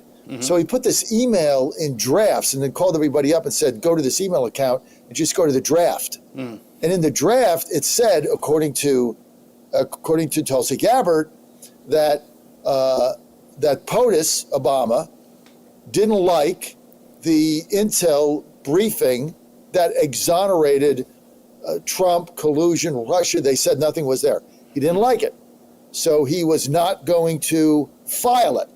He wanted it to go away. Right. He wanted that replaced by one that would implicate the Trump campaign in collusion and be clear in showing that Russia influenced the election on the behalf of Donald Trump. Now, that was fabricated.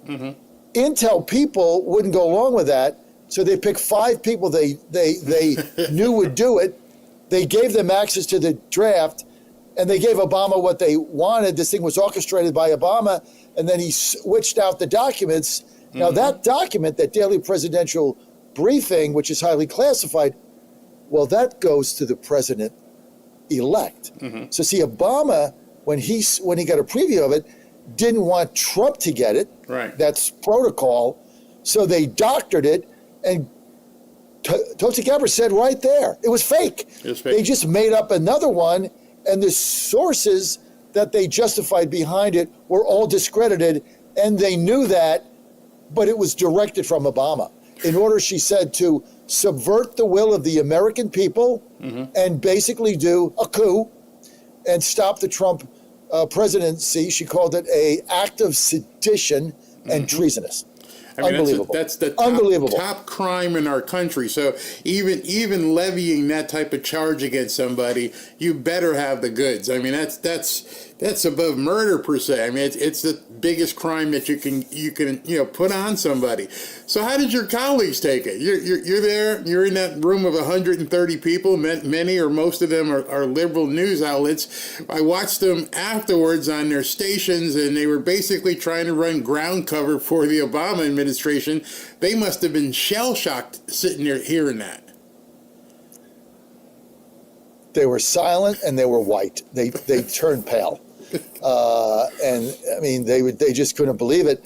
And a couple of the questions, they try, like Caitlin Collins from CNN, nice young lady, really. She's not that way. But, they want the soundbite. I get it. Nice lady from Alabama. But, she said, well, aren't you just doing this because, you're out of favor with President Trump? And Gabbard was like, I'm a lieutenant colonel in the military. What the hell are you talking about, right? I mean, I'm doing my job. But, so they tried to do that. And then they tried to, discredit it. But they couldn't do it because she had the documents. It's like, you don't understand. Like, I have the email. Like, I have the documents. But the other thing she said is, in the coming weeks and days, whistleblowers are coming forward. These are career intel officers, that actually take their job seriously. And they were scared, but now they're going to come forward to collaborate. Additionally, what Gabbard had. So we didn't even know what else is out there.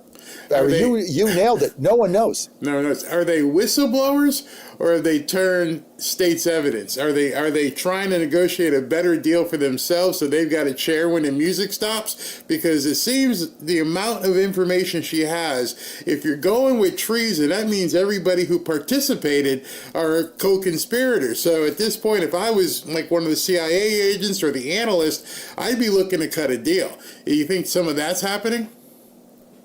You know, I never thought of that. That's a great point you just made. That might be happening, but either whistleblower or state's evidence for their own protection, either of those don't spell good things for President Obama. No. And Barry, you and I have been doing this a long time.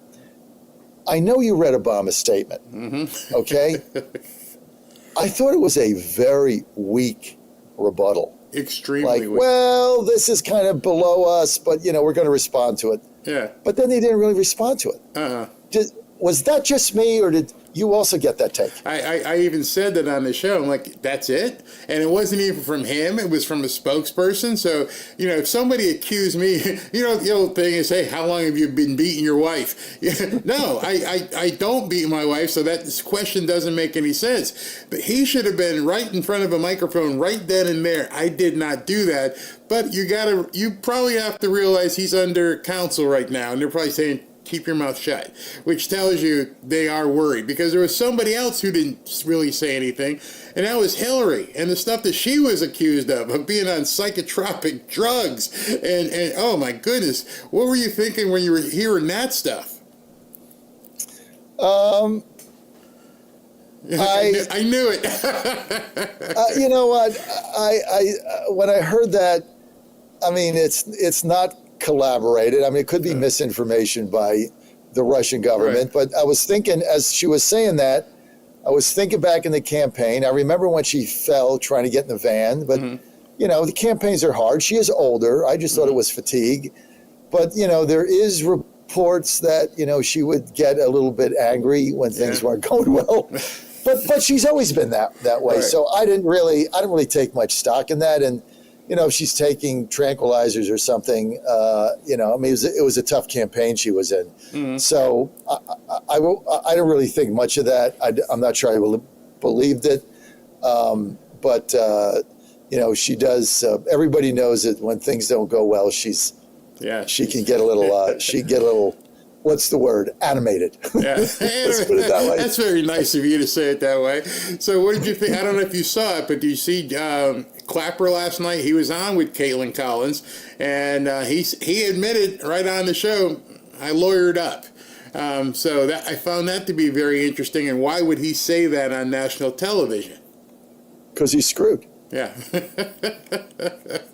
I took it a step further. He's letting the other guys know, hey, I'm lawyering up. You guys, and of course, if he's lawyering up, going back to the state's evidence thing, these people they're not built to go to jail.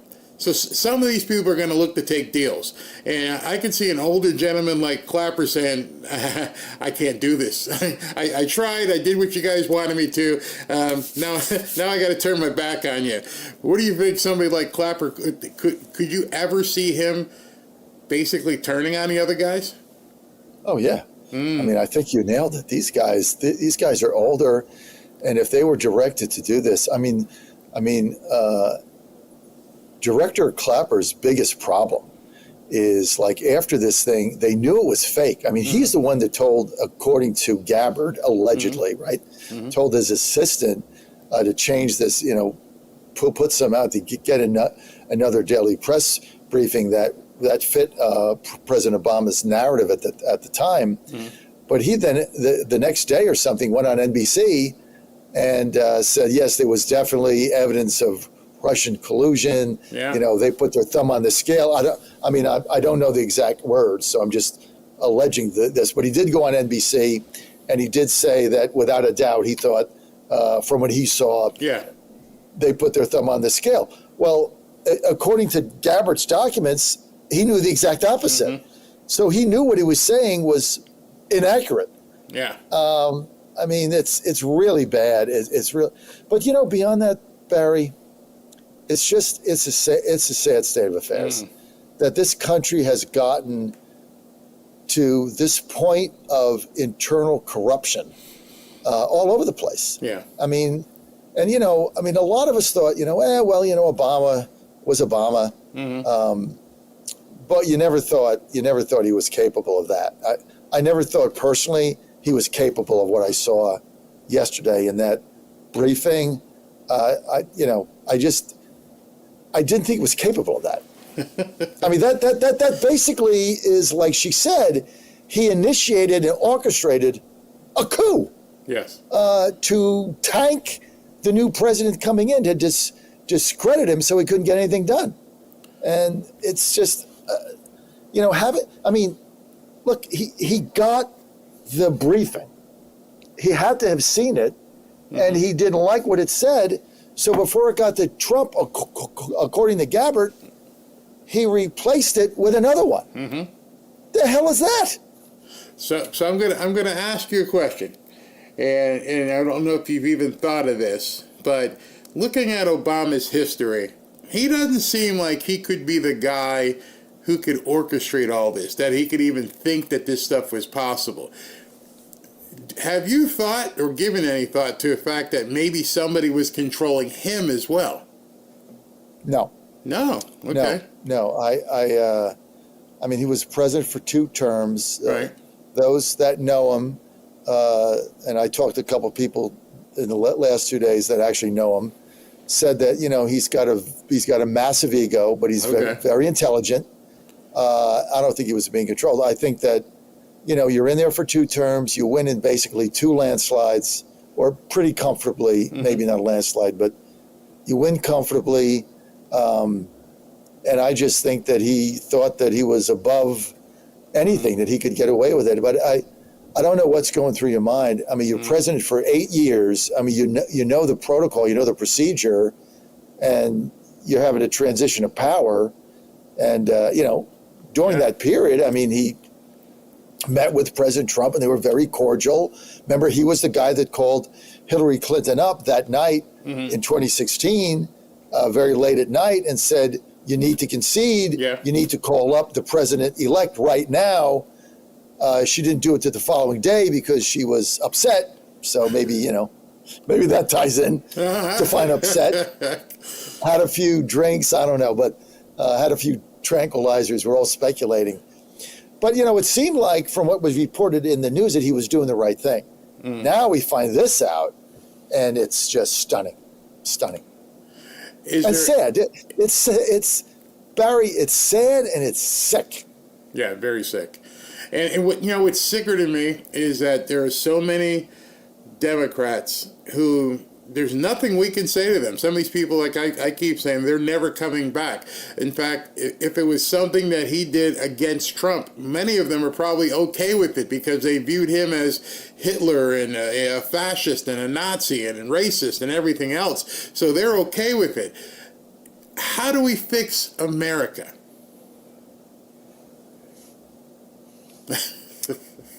We don't, Barry. Oh. There's no coming back from this. I mean, you can't have a conversation with the libtards. Half of them are communists. I mean, these people are communists. Yeah. It's not like in our, when we were younger, a little while ago, you had, you had Democrats that were reasonable. I mean, before all of this, Mark Warner in Virginia was a business guy. You could have a conversation with him. You had Birch Bayh and Mo Udall and Hubert Humphrey and, people in our generation that, they were Democrats. Scoop Jackson in Washington, Fred Harris in Oklahoma. They were Democrats, but, you could have a conversation, right? You'd put things back together. You could go have a drink. You could try to solve the problems in some kind of a bipartisan way. You can't do that now. Yeah. There's no kumbaya. There's a winner and a loser. I mean, somebody's going to win and somebody's going to lose. The midterms are going to come. You're either going to win or lose. And if we lose, he'll be impeached on day 3. There's no let's work together with Newt Gingrich and Bill Clinton and try to get something done. They'll impeach him the next day. You see, the one thing they've shown you just got to win. The only way we solve this is we have to keep winning and beat the communists. That's it. Because they've showed us through their campaign what their ideology is. They want to tax us to death. They want us to shut up. I mean, my show would probably be gone. Who knows how far they will go at this point. They will mandate whatever they want to mandate.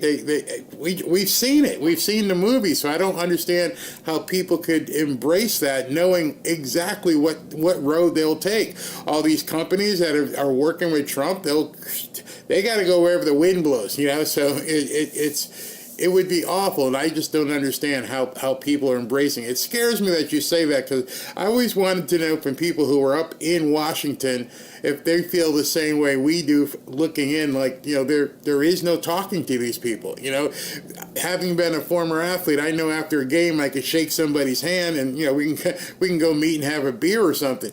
These people just seem like they want nothing to do with us. You can't have a conversation with them, Barry. They just it's all hate. I mean, you go on social media, the hate and the vitriol is disgusting. I mean, it's like that's their whole world is just hate, and that's just no way to live, man. It's no way to live. You and I don't. That's why we get along. Yeah. We don't share that. But I tell you something you brought up. I watch baseball every day, and then I watch football, and that's my escape. And my son's a baseball player, is a college baseball player, but athletics and sports is the last bastion of camaraderie. No matter where you are, right? You're going to shake the hand of your teammate. You're going to root for him. You want to pick him up when he's down. Doesn't matter. When you get on that field or you get on the practice field, you know, politics doesn't matter. Right. That's why it pissed me off when I'd watch a football game and people would be kneeling. I mean, like, you're ruining my Sunday. I want to escape this. Yeah. Or when I turned on the NBA after COVID in the bubble and they got Black Lives Matter on the side of the court, like, stop. Yeah. I want to see a sporting event. I don't want politics. I get that all week. And this is the only platform that we have where you don't get that. You can escape and everybody shakes hands. You know, now sometimes they fight, you know, like throw a pitch at somebody. I get it, you know, and the dugout's clear. I like it when you watch hockey and they fight, and then the next year they're on the same team. It's like okay, you're my buds now, okay? Exactly, but it's different. That's the only venue that we have for any peace and harmony in America's sports. That's it. Well, John, tell me what you're looking forward to over the next week or so in terms of, you know, what you're going to be covering on your radio show so people can tune in. And there's so much happening right now. And I can't believe some of these people are going to take the recess for August. But what are you going to be looking at? I mean, Barry, I'm in Washington, D.C. Like, I'm going to be honest with you. Who the hell knows what I'm going to say to cover tomorrow? I mean, you have no idea what's going to happen tonight. I mean, I get up at 4 a.m., so I got to go to bed early, right? So I got a baseball game on, so I got to go to bed, especially if we're losing. So I just go to bed. And then, but you can't prepare at night because you get up and, like, they put 5 emails out between like 8 p.m. and midnight. These people don't sleep. Like, so I got to go cover that. So who knows what he's going to do between, I mean, you look at the wins he's had in 6 months. I mean, it's earth-shattering. He just had another one. He had another one. One of those agencies tried to appeal something he did, and they said no. So, you know, everyone was, everyone who's worried about Pam Bondi, she's like 19-0 on all these appeals. She's winning all of them. And I'm like, what are you talking about? Fire her? She's a great lady, and she's doing a great job. And look, I'm not with a lot of our conservative media on Epstein. I called it a hoax from the beginning. It's a hoax, always has been. There's nothing there. Bondi jumped the shark when she went on Fox all those times. She just jumped the shark. There was never anything there, because if there was, look, do you think that if there was something on President Trump in those files, that the Biden-Harris machine that was in control of everything wouldn't have released all that?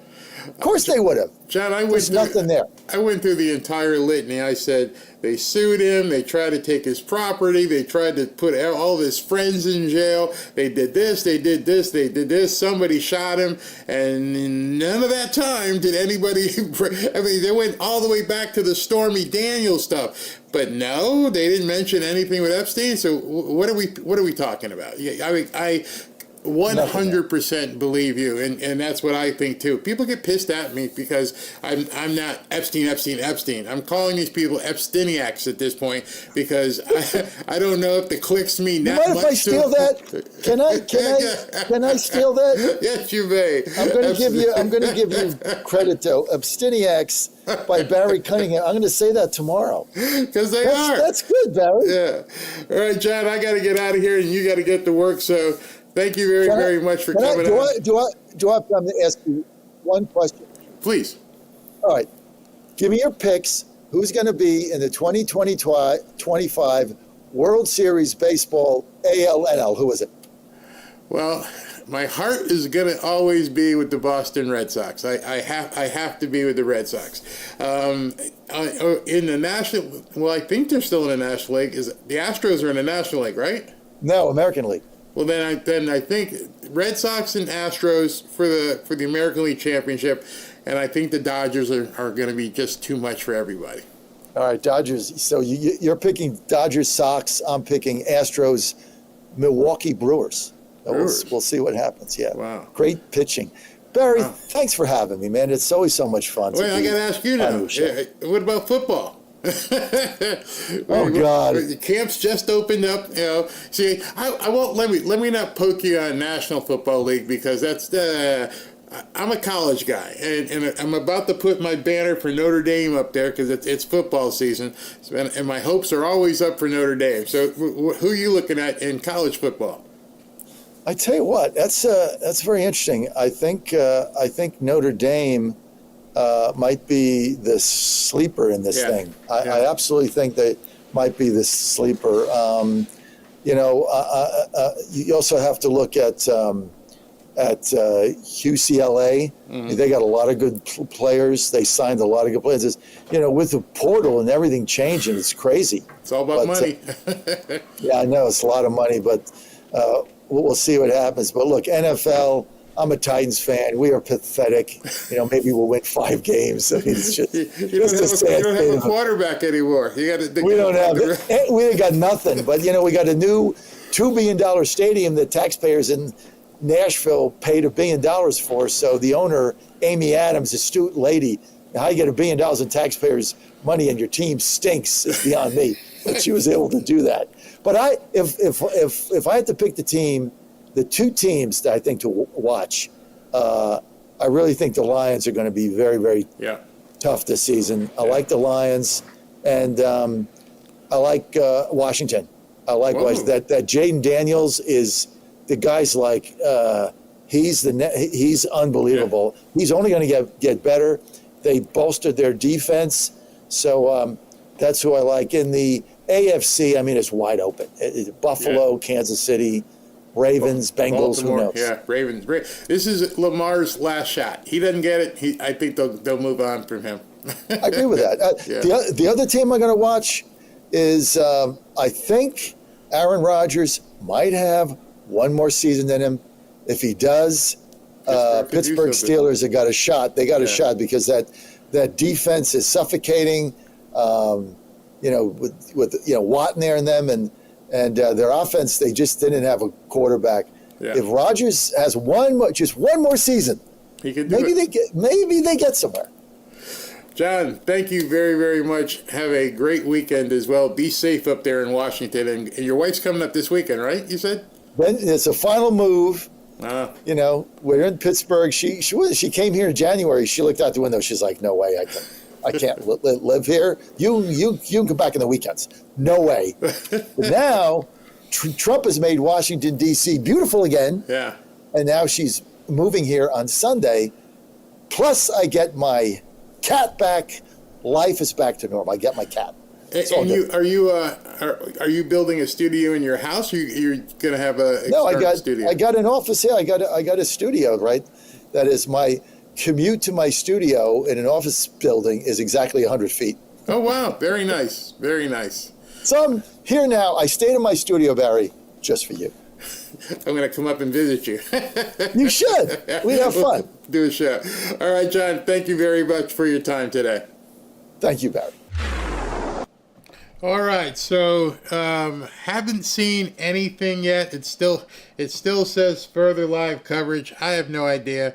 I cannot imagine that President Trump is going to go out at 8 o'clock at night. But I'll see. And if tomorrow that he ends up going on, then of course I will cover it. It was funny. I was talking to John, and I told him it's almost time to hang it. Almost time to hang the banner. And get that banner hung in behind me. Go Irish, go Irish. I just gotta find a place to put it back there. You know what? That's what I'll do. I'll hang it on the evil chair. It'll go on the evil chair. It'll be back there. Yeah, that's where it's going. It's going over the top of the evil chair, and that's where we'll do it. All right. So I'm gonna get out of here. I'm gonna do super chats if there's anything here, and then what is this? Okay, that's a tape. So I don't see anything. SB is texting me. Hold on, SB just texted me something else. Yeah, yeah. We just said about the shooting in Villanova being fake, completely fake. This is pretty interesting. RFK Jr. says 600 employees get booted.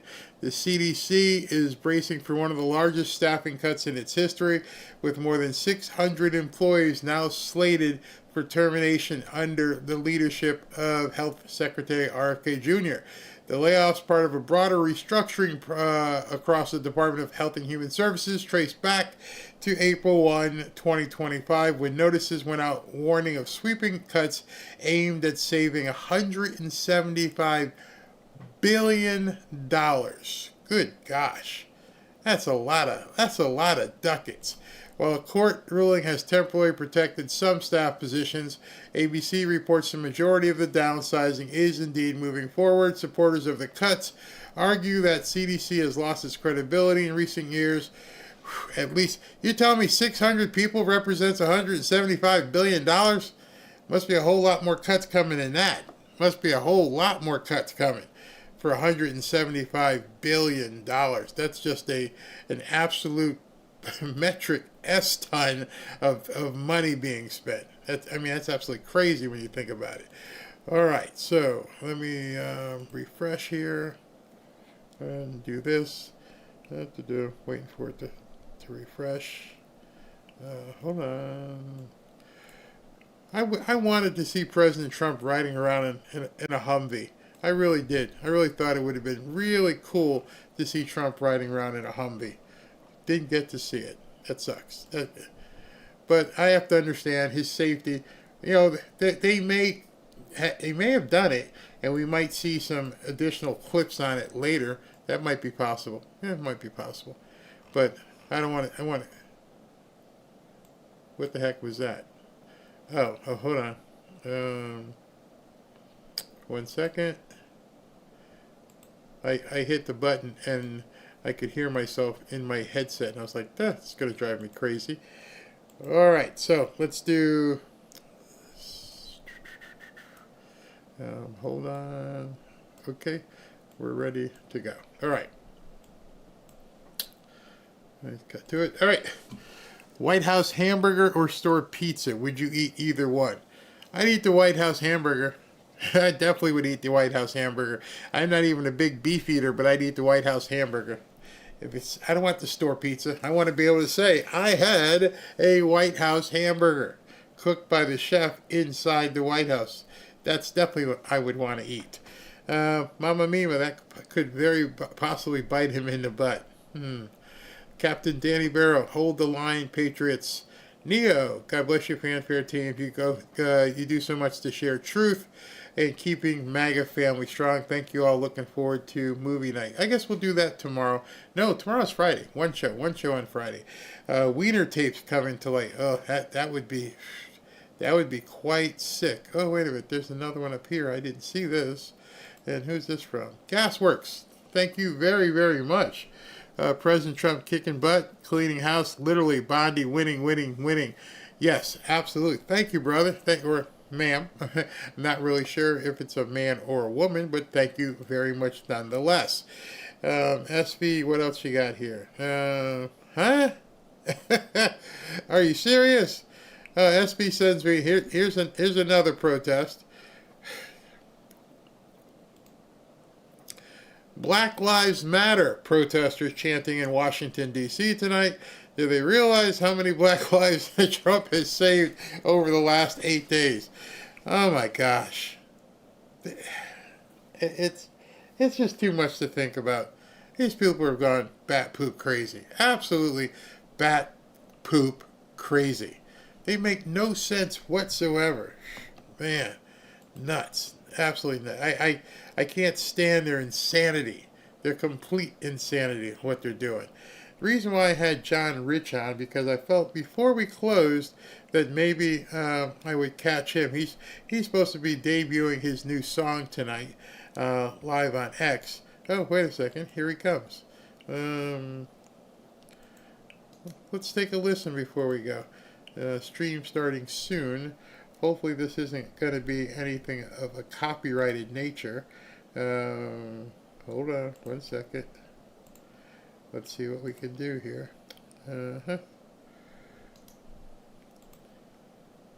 Maybe I can, hold on. Maybe I can get it in here and he'll get a hold of him and say, hey, John, we wanted to help you debut your song, bro.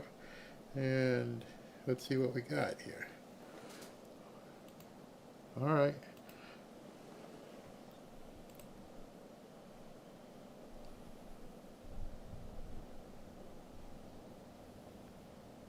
Hello, America. It's your friend John Rich here, live from Music City, Nashville, Tennessee. Man, it's actually a nice evening here in Nashville. It's dropped about 20 degrees, thank God. We've been burning up. But tonight's going to be a really cool night. I know everybody's working really hard and trying to keep up with everything going on in the world. I mean, for God's sake, Cracker Barrel stock is down 14%. 14%. Uncle Herschel's favorite is under fire. And this is headline news, people, because I don't know about you, but Cracker Barrel in my family, I mean, it's almost religious. I mean, you know what's on that menu, and you have survived on that food for a long time. There's a lot of crazy things going on in the country right now that we're all talking about and paying attention to. One thing, though, that is going on is the talk about the midterms. That's a huge conversation. You know, we've got President Trump out there right now just absolutely kicking ass. I mean, he has got the National Guard in Washington, D.C. I think it's the first time in a long time there hasn't been a murder take place in Washington, D.C. in a week. Like, oh, we went 7 days without a murder? Hallelujah. I mean, really? So the capital of our country is one of the most dangerous places in the country. And our president and Pete Hegseth and Kash Patel and those kind of folks have stepped in and said, yeah, you know what, that's enough. That's enough. And they have shut it down. So there's huge things happening, but looming in the not too distant future are the midterms. This is where, if somehow or other the Democrats happen to take the House of Representatives back, the first thing they're going to do is what? What's the first thing they're going to do? Impeach Donald Trump for something. They'll come up with a reason. They'll impeach him. They will run the same playbook that they ran on him in his first term. And we can't allow that to happen. And so every single congressman or congresswoman that we can elect that is pro-Trump for that midterm is critical. Every single one. I know you guys have been watching the news like me, that sometimes these votes and the House of Representatives get razor thin when they really shouldn't be. And if you're like me, you've seen Republicans voting in certain ways, and you think to yourself, why on earth would a Republican vote this way or not vote that way? And you start to realize that just because they're Republicans doesn't mean they're voting on our behalf, or they think like we think.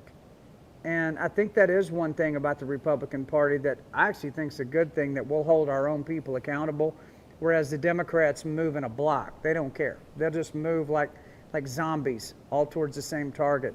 But on the conservative side, if somebody's doing something that's out of whack, we'll actually call them out. And I think that's a good thing. So thank you for joining this live stream tonight. I'm going to sing you guys some live music. Matter of fact, I'm going to sing here in 2 or 3 minutes a song called The Devil and the TVA, which is a song that I wrote about my battle with the TVA on behalf of Cheatham County, Tennessee. I've never sang it ever for anybody live other than people in my own family or my friends. I'm going to sing that in a few minutes. And I'm going to invite my good friend up, Jody Barrett, who I've been friends with since high school, to give you a little insight on Tennessee politics and what's going on around here. But before I do that, I thought, how many people go on X on a live stream and sing live? Like, no band, just grab a guitar, Nashville, Tennessee, and sing you guys a song. You've been working your butts off all week. I say we have a little country music. So I was thinking, which one should I sing tonight? Well, because my buddy Jody's coming up, I thought, how about a song about Andrew Jackson, a great Tennessean who made quite the impact. For all you old school country music fans, this is for you. I believe this cut in about 1959 by Johnny Horton, and it goes like this. Well, in 1814, we took a little trip along with Colonel Jackson down to mighty Mississippi. Took a little bacon and we took a little beans and fought the bloody British in the town of New Orleans. Fired our guns and the British kept a-coming. Wasn't as many as it was a while ago. Fired once more and they began a-running down to Mississippi to the Gulf of Mexico. You know that one, right? Old Hickory said we could take 'em by surprise if we didn't fire muskets till we looked 'em in the eye. Held our fire till we see their faces well. Opened up our squirrel guns, shot 'em all to hell. Fired our guns and the British kept a-coming. Wasn't as many as it was a while ago. Fired once more and they began a-running down to Mississippi to the Gulf of Mexico. Yeah, they ran through the briars and they ran through the brambles, ran through the bushes where a rabbit wouldn't go. Ran so fast that the hounds couldn't catch them, down to Mississippi to the Gulf of Mexico. This is my favorite verse. You ready? My favorite verse. We fired our cannon until the barrel melted down, so we grabbed an alligator and fought another round. Filled his head with cannonballs, powdered his behind. When we touched a powder, the gator lost his mind. Fired our guns and the British kept a-coming. Wasn't as many as it was a while ago. I fired once more and they began a-running down to Mississippi to the Gulf of Mexico. Let me hear the patriots sing it. Yeah, they ran through the briars and they ran through the brambles, ran through the bush where a rabbit wouldn't go. Ran so fast that the hounds couldn't catch them, down to Mississippi to the Gulf of Mexico. I say down to Mississippi to the Gulf of Mexico, Gulf of America.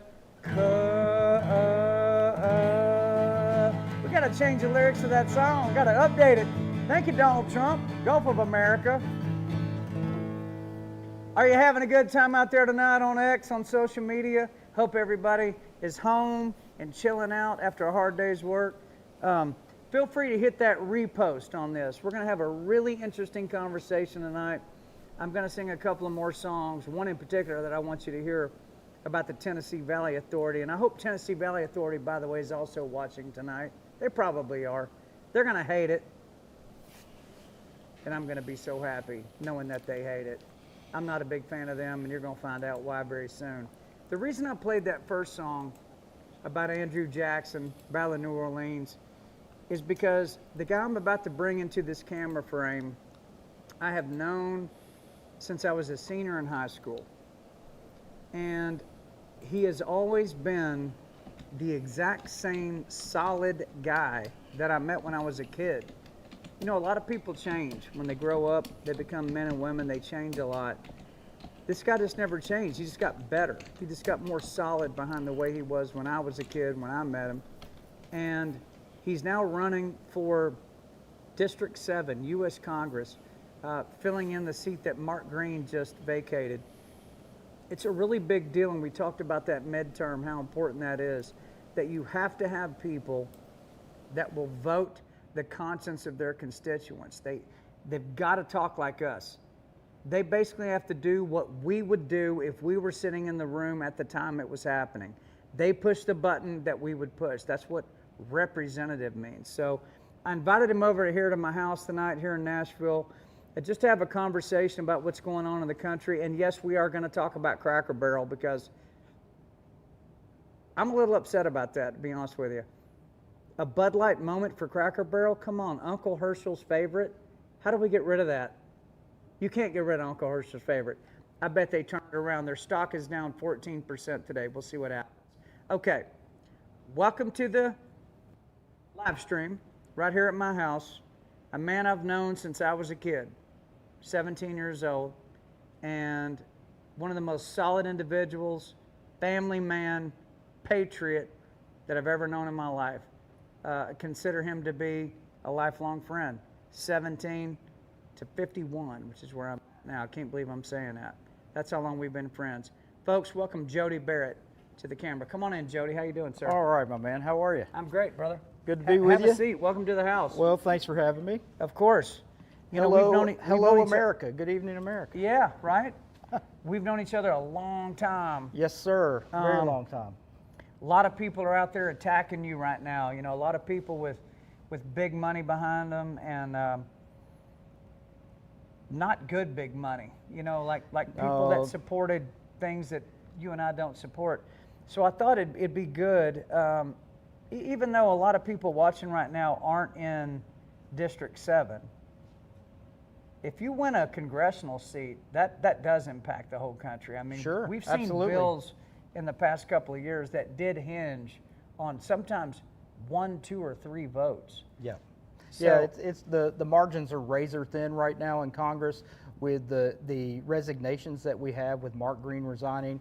We're down to a 5-vote margin for the Republican Party. So they cannot afford to lose any more seats, and we need to get this seat filled as quickly as possible, because Congressman Green's not there right now to vote for President Trump's agenda. So we've got to get this special election done, get somebody in there, get this seat filled as quickly as possible so we can get back to work. And it moves quick, right? I mean, this election is like in the next 2 months. Early voting starts September 17th, so we're in the window right now. It's less than a month. Yep. Yeah. And your primary election day is October 7th, and then we're going to have a general election on December 2nd. So by December 3rd or 4th, we should have somebody getting sworn in and up there getting back to work for the people. It's important. Absolutely. So do you remember the first time you and I met?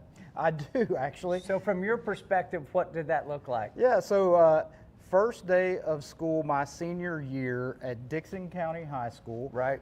Fall of 1991. And of course, I've been there. I've grown up in Dixon my whole life, knew everybody in the school building. I was the big man on campus, being a senior that year. And I walked by the main entrance, and I see this guy standing there, lost his last year's Easter egg. And yeah, no doubt. You know, and I could tell. Honestly, freaked out. Oh, yeah. I'd never walked in the building. How many kids were in our senior class? We had close to 600 kids in that class. There's almost 2,000 kids in the whole school. It was almost like a university. That's it was right. So big. One county high school, so everybody from the county goes there. Right. So we'd all kind of grown up together, and then you end up in this one central spot.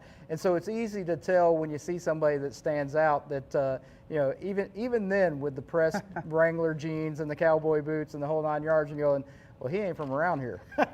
So yeah, I just walked up to you and said, "Hey, man, are you new here?" And then I said, "Yeah." I mean, I think I told you. Yeah, my parents just got divorced, and I'm gonna spend my senior year in a place I've never been. I have no idea where I'm at or where I'm supposed to go. And then you said, "Well, let me see your class schedule." I had this piece of paper. I go, "I don't know where any of these rooms are at." Right. I said, there you go. And you go, oh, that's your English class. I'll walk you down there. Mm-hmm. And so you walk me down. Jody Barrett walks me down to my first class.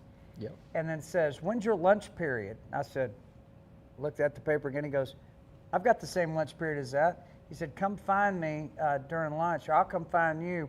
I'll bring you over to my table. I'll introduce you to everybody. That's what started our friendship. That was the first day we met. And then we ended up being in choir together and singing together. We were singing together. Just everything kind of fell together after that. It did. And I remember one of the greatest things you ever did for me, you and your mother, your family, you allowed me to stay at your house, sleep on your couch in my senior year. I think I spent 70 to 80 nights of my senior year on your couch because it was like a 110-mile round trip because my parents broke up. So dad's living in this county, mom's living in that county, schools got all changed up.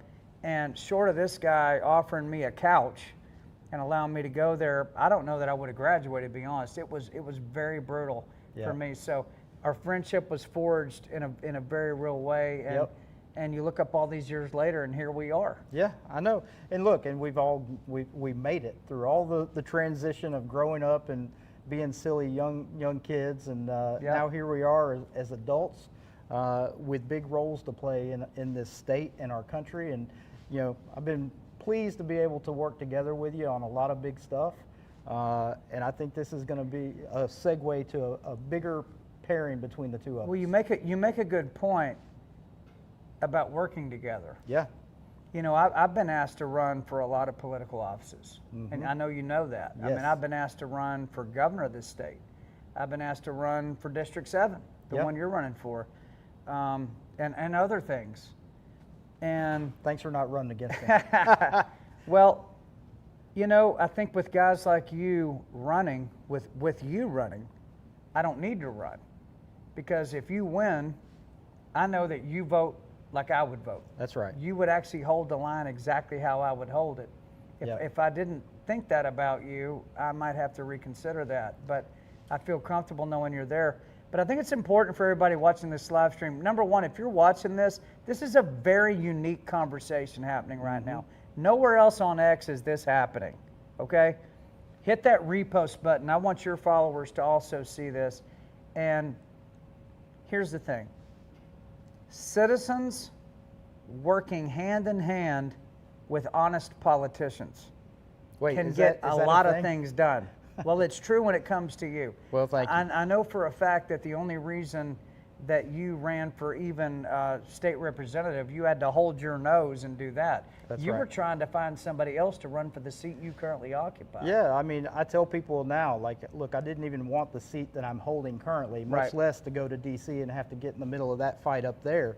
But, you know, you look around and you see what's going on in your community and in your state, and you think to yourself, well, somebody needs to do something about that. Yeah. And all too often, that somebody is you, because nobody's going to walk through that door and fix your problems for you. And so I found myself in a position with you, with your encouragement and backing as well, to jump into the fray at the state level. And, like I said, we've been working together ever since. Well, the founding fathers, a lot of them said, only people who detest politics should run for political office. Like George Washington did not want to be the president. Find somebody else. Say, what, you have to do it. No, I don't want to do it. You have to do it. No. You can find that over and over on the real patriots that ran in leadership positions in this country. They did not want to do politics because they knew how ruthless and nasty it was. There's a great Davy Crockett quote. Okay. Davy Crockett said, never seek, never decline office. And that's the way I've approached it. I'm not looking to move up the next ladder and get into some higher office and move up to something else. But when folks come to me and say, hey, you're the guy and we need you to do this, you don't turn that down, and you serve your state, you serve your community, you serve your country. You swing the bat. That's right. You swing the bat for your constituents. There's a few things this guy and I have done, Jody Barrett. So in Tennessee, you would think, in deep red Tennessee, where Donald Trump won about 75% of the vote, 73%. Yes. I mean, it was overwhelming. A beat down. Overwhelming Donald Trump in Tennessee. You would think that a state that voted that hard and that red for Donald Trump would have a governor and would have representatives that would mimic that sentiment, but that's not the case. So I want to give you a couple examples of things that Jody and I have done together, me from the outside as a civilian, him on the inside in the Capitol building, working together to make some big things happen. So the Covenant school shooting happened. Yes. Everybody knows that story. The Covenant school shooting was one of the worst shootings that have happened in a long time. It rocked this community for sure. It rocked Nashville big time. Yep. Rocked District 7. Rocked the state. Our governor Bill Lee, who I just saw the other day, where Trump had referred to him as a rhino. That happened on social media. Yeah, it happened on social media last year. I think after the primary elections, where Trump won 10 out of 10 of the people that he endorsed. Right. And I think he was spiking the football a little bit in I Governor think he Lee's was, face. yeah. So we've got a governor, Bill Lee, that he's not a fan of me and he's not a fan of Jody. Governor Lee, after the Covenant shooting, tried to pass a red flag law. Now, if you don't know what a red flag law is, that is when the government says, hey, if your neighbor seems out of whack a little bit, you can call in to the police and say, my neighbor seems a little out of whack, and I want you to come take their weapons from them, basically. And that can be abused in a lot of different ways. Sure, absolutely. In what ways have red flag laws been abused? You know, one of the biggest concerns is from the veteran community, because so many veterans suffer through PTSD and other issues that they're trying to get mental health treatment for. And as soon as you put a red flag law in place in your state, that the first thing that's going to happen is they're all going to start getting reported and having their arms taken away from them. And then what that means is they don't want to go get the treatment that they need. And so they put off going to see the doctor because they think they're going to get turned in. And so it's just this vicious cycle. Well, and it can also be done out of spite. Oh yeah, and we see that with other types of laws that are in place. A couple that's breaking up, getting a divorce, they can go, hey, he's crazy, come take his guns, and he's not crazy, and it's just something they do to get them. Red flag laws are terrible. Let's put it this way.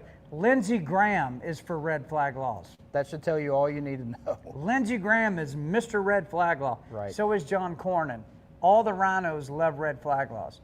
So you and I got together and we said, okay, we can't let this happen. Jody, what are they doing? And our governor was having special sessions in the summer when nobody was paying attention, cutting deals with politicians in Tennessee to try to get them to vote for it, right? Yeah, no, he was calling all the legislators in groups of 10 or 12 to the residents to say, hey, where do you stand on this? I need your vote, need you to come through on it. And of course, I was immediately like, no, sir, I can't do this. And then calling you to say, hey, we got to do something, because I think he thinks he has the votes to get this done. And he probably did, actually, at that point. And so we ran a campaign called Red Flag Down, and Jody got out in the streets. I went on social media. And in about 2 weeks, they abandoned the project. So you and I were able to be, a lot of people worked on it, but you and I kind of spearheaded that, knocking out the red flag laws. Pornography in the schools was another one. So you're a homeschool dad, right? I am. Homeschool dad, 100% believer in school choice. And, you know, part of what you and I hooked up with originally for the state representative seat was on the fight that you were working on with House Bill 1944. Right. And, you know, just you getting the pushback that you were getting from a ruby red supermajority Republican legislature that wasn't going to go for that bill and was fighting you. Well, what I said is, if you present pornographic material to children, you are in violation of the obscenity laws and should be thrown in a jail cell. Right. And that's what I said. And what's the difference if you're presenting it to children in a classroom, or that same material if you were giving it to them in a white van in the sidewalk? Why is one legal and one's not? And that makes perfect sense. Or you can't show these pictures on television, or the FCC would take your license, or you can't read this dialogue, or the FCC would knock you off the radio, yet you're allowed to do it in a schoolroom. So you and I presented that argument. It wound up going to a bill 1944, which then was shot down by the rhino establishment of Tennessee, and is still Still not a law in Tennessee, even though it's been adopted by Louisiana and Texas and other states have followed our lead on that. Yeah, and unfortunately, that bill's a perfect example of what happens is our leadership comes in with the governor's direction and just waters down what could be really strong conservative legislation, and they just gut it, take all the teeth out of it, and then pass something that doesn't really do anything, and then go have a press conference to pat themselves on the back to say, look at how conservative we are. Look at all this great stuff we're doing for you in Tennessee. It's so cool. And think about what we're talking about right now. So two guys that met in high school, didn't know what in the hell they were going to do with their lives, are now sitting here all these years later, literally knocking out initiatives on very powerful governors in a state like Tennessee. Yeah. I mean, clipping them off. Now, what that means is they're not a big fan of you. No, I'm public enemy number one right now, and that's okay. That's okay, but I think a lot of the constituents that you're going to be representing District 7 are going, we don't want red flag laws. We don't want porn in the schools. Why in the world is that even a question? Why is that even a conversation? And that's like no-brainer. Why are we even talking about this in Tennessee? You know, John, this is not California. What are we doing? Well, you know, John, it's funny. The more popular you get in the legislature, the less popular you get at home, it seems, unless you actually do what the people ask you to do and vote the way they want you to vote. And then it's amazing how much more popular you are when you go home and tell them, hey, here's what I voted for and what I did. And they go, oh, you mean you did what we asked you to do? That's amazing. We're not used to politicians. Wow, what a concept. Yeah, not used to politicians doing that. You mean you represented us? That's right. Yeah, it's incredible. Another thing that we did is this TVA situation. So the Tennessee Valley Authority, if you're watching this around the country right now and other places, you may not know what that is, but the Tennessee Valley Authority was set up in 1933 by FDR. The board only answers to the President of the United States. They're an energy company. They call themselves an energy company, but they're actually a federally backed, like hybrid, crazy version. Quasi-government organization.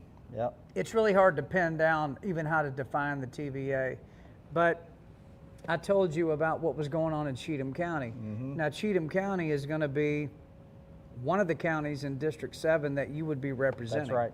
Yep. What did you think when you heard about what TVA wanted to do to that county? You know, it's amazing when you see the video footage of these little old ladies talking about armed, swatted up men, forces walking into their property and saying, we're coming in here and you can't do anything to stop us. We're going to survey your land and we're going to take whatever we want. Yeah. It's just shocking when you see that stuff happen.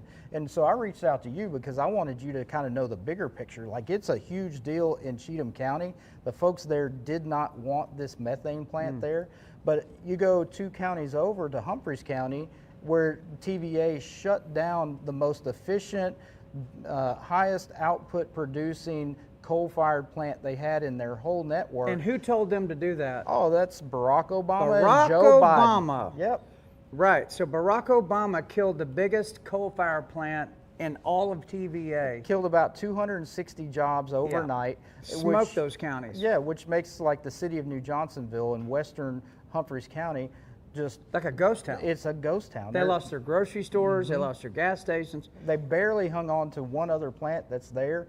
And so they're begging for the TVA, don't build this thing in Cheatham County. Come back to our county. Build it here. Bring those jobs back. Bring that power back here so that we can also recruit other industry. And so, you know, I called you up to say, hey, there's a group of guys over here that know the whole history of the New Johnsonville plant.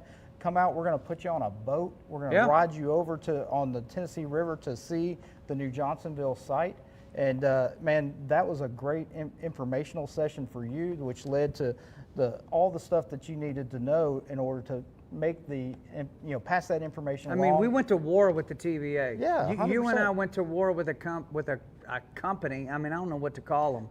They're federal and they're also a company.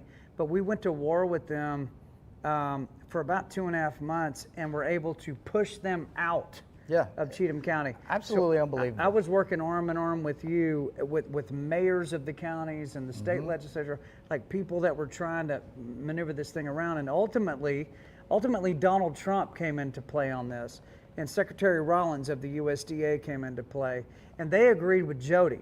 That's right. They agree with Jody. They agree with me. They said, TVA has no business doing something like this. Thanks for bringing it to our attention. We're killing the project. And they saved about 500 houses, 6,000 acres of farmland. In that farmland were 4 or 5 century farms, That's so right. farms that have been in people's possession for over a century.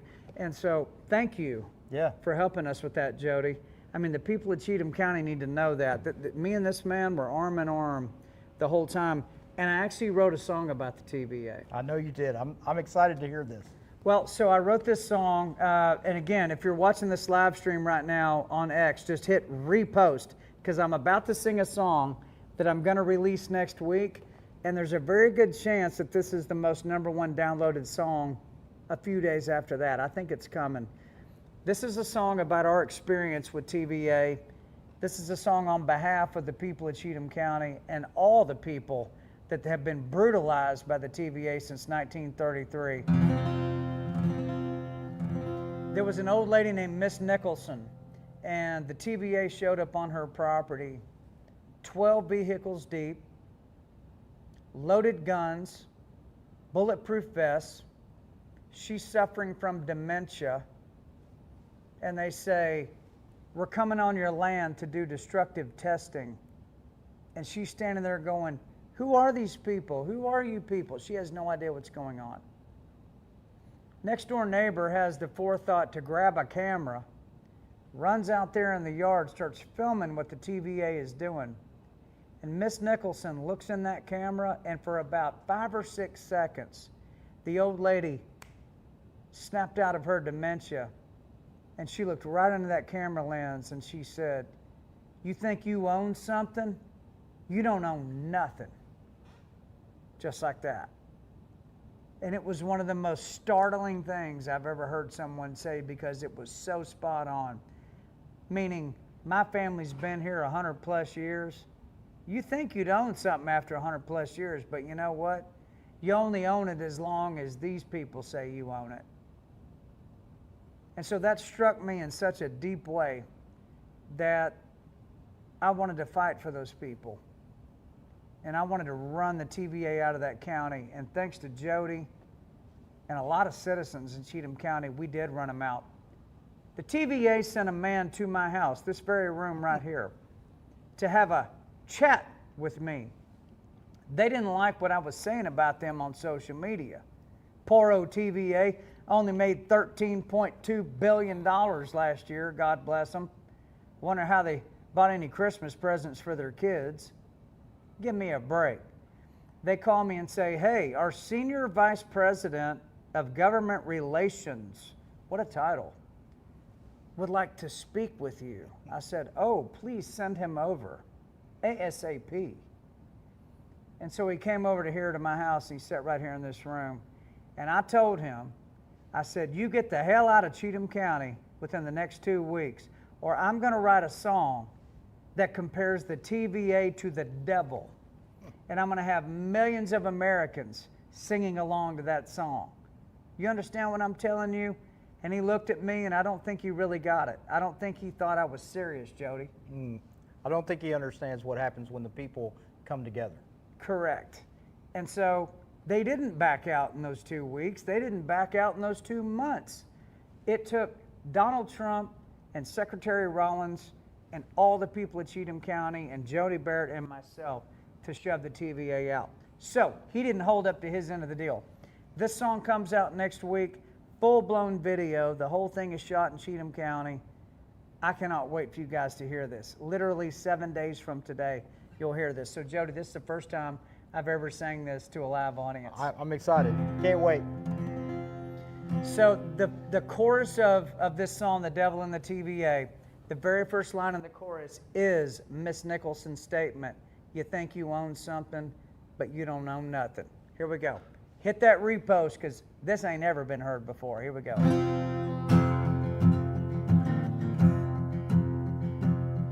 For 100 some odd years, her family's worked the same old fields, raised their kids and grandkids right there on that land.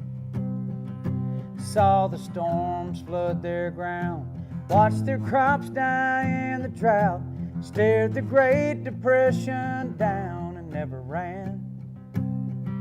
But now they're looking at one hell of a fight, trying to save the family name from a rich man's bottom line. And you think you own something, but you don't own nothing. When the government man comes around, puts his dirty old boots on your ground, laughs at your protest with a gun and a bulletproof vest. And he don't care what you have to say, he's just gonna do it anyway. And he'll smile and grin and then take your farm away. And he'll tear it all to hell right in your face. Now the devil ain't got nothing on the TVA. Do you like it, TVA? Got nothing on the TVA. If you won't bend the knee, he'll call his personal army. Then he'll survey all your trees and cut them down. Unbelievable. If you try to stand and fight, he'll remind you he's Goliath, and you're nothing but a David in his eyes. Woo. That's true right there. And he don't care about your life and liberty. And it's been that way since 1933. Y'all sing it. And you think you own something, but you don't own nothing. When the government man comes around, puts his dirty old boots on your ground, laughs at your protest with a gun and a bulletproof vest. And he don't care what you have to say, he's just gonna do it anyway. And he'll smile and grin and then take your farm away. And he'll tear it all to hell right in your face. Now the devil ain't got nothing on the TVA. Man, ain't got nothing on the TVA. That sounds like country music. That's right. And you think you own something, but you don't own nothing. That's the devil in the TVA. Man, that's right on the nose, buddy. That's the first time I've ever played that for anybody. And it's nice to be sitting next to the man who was on the line, locked up with me, and ran those scoundrels out of Cheatham County. Thank you, Jody, for doing that with me. Hey, working that was quite an effort. Putting in the work like that for the people to try to help the little guys. I mean, we came from nothing. We're little guys too. So yes, we are. That's where our hearts are. I'm a high school educated guy that grew up with, we had plenty to eat and we were okay, but there wasn't nothing extra. Right. We're just basic people, basic Americans. But but when you see people like that getting run over, it just makes your blood boil. It does. It actually made my blood go ice cold. Like I went like Clint Eastwood on that. Like make my day. We're coming for you. Yeah. Are any of I want to talk about the people who you're running against. Yeah. In this race, who you're competing with. Did anybody that you're competing against right now for this District 7 race, did any of them speak up? Because they all saw it. Everybody saw what I was doing about TVA, about Cheatham County. And they all knew they were going to be running for District 7. Did any of them stand up and say, yeah, TVA, get your ass out of Cheatham County? No, I mean, nobody that's running in this race, I think, was willing or is still willing to speak out and go after somebody that big and that powerful. That I think that's where integrity and just having that fight in your gut to want to be able to take on something like that and not be scared at all, because they can't do anything to us. I mean, they didn't. No. I mean, I'll tell you this. It was even worse. So the legislature kind of opened the door for that to happen. Before I got there, they passed a bill that made it where the TVA could come in and change zoning laws on property like that without the local county having any say-so in those zoning changes. Right, the Tennessee legislature basically gave up all local zoning so the TVA could just steamroll everybody That's like right. they did in Cheatham County. That's right. They just opened the door and rolled out the red carpet for him. Guys, anybody watching right now that has a chance to vote for him, and you're in this district, District 7, it's 14 counties, right? That's it, 14 okay, counties. if you're watching this right now, think about what he just said.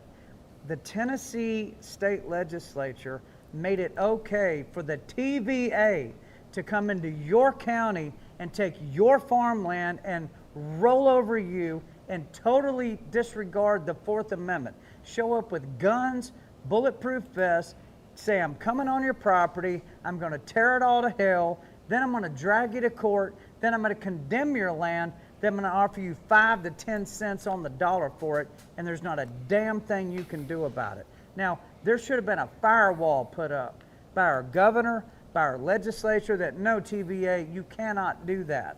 You have to go through regular zoning laws like any other energy company. That's right. Would have to do. But I'm sorry that I'm getting upset right now, but that's what happened. Jody just pegged it. The Tennessee legislature, the rhinos in there allowed that to happen. That's why they hate this man. This man will not play ball with that, and that's why I support you. And I don't even represent Cheatham County in the legislature, but I'm still ready to go to fight for them because the little people are getting steamrolled. It's a human issue. Yes, that's right. It's an American issue. Listen, for somebody to show up on your property in America and demand access to your property and show up in force with weapons and tactical gear, there's a little thing called the Fourth Amendment. That's right. Okay, search and seizure. You have to have a warrant and probable cause to enter Americans' property. Their sovereign property that they own. That's right. But TVA does not have to do that. They don't have to do that. They just disregard the Fourth Amendment, and if you don't like what they have to do, they'll just sue you into the Stone Ages, and then they'll take it anyway. And this is what Jody and I, this is what you and I were doing. We're going, I don't think so. Yep. And I think it's the first time in recent history, maybe ever, I've tried to find it. I've never seen a grassroots movement like this where the groundswell of opposition was so powerful to push them back. They're so big. They're Goliath, as you say. And they made $13 billion last year. They can do whatever they want. They and can do they've whatever gotten they want. away with it for 1933. Yeah, they've gotten away with it for 70 plus years, 80 years. No, 90. Yeah. It's like 92 years. And so finally, the people won one. You know, chalk one up for the little guy.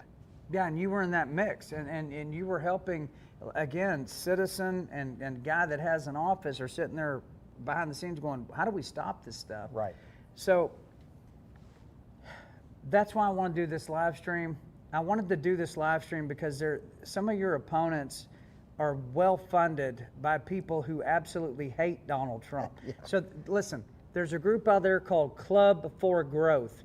You may not know who that is, but go look it up. Club for Growth. Look up, what's his name? White-haired boy runs that deal. McPherson. No. What is his name? Runs Club for Growth. Oh, I can't remember. Well, anyway, look up Club for Growth. That's how important he is to me. But he's a big deal. I guess he takes in tens of millions of dollars from rhinos like Nikki Haley and a bunch of other people. Boy, he hates President Trump, though. Is it McIntosh? McIntosh, not McPherson, McIntosh. McIntosh. That's it. Yeah. So McIntosh, who runs Club for Growth, takes in tens of millions of dollars from all these rhino organizations, and they attack conservatives to try to keep them out of office so they can play the uniparty card. Mm-hmm. And they have been doing that to Jody because they don't want this guy coming in. Anybody that's going to buck Governor Lee and the Republican establishment, no thank you. Yeah, we got to knock that guy out. I'm too conservative for them. So tell me about the people that you're running against. Yeah, so probably there's 4, I think, real contenders, myself being one of them. And so, the first guy is a bureaucrat that worked in Governor Lee's administration. His name's Matt Van Epps. Yeah. He's a veteran, a West Point grad, guy flew helicopter missions in Iraq. Super, super impressive guy. Like, by all accounts, he is a hero. 100%.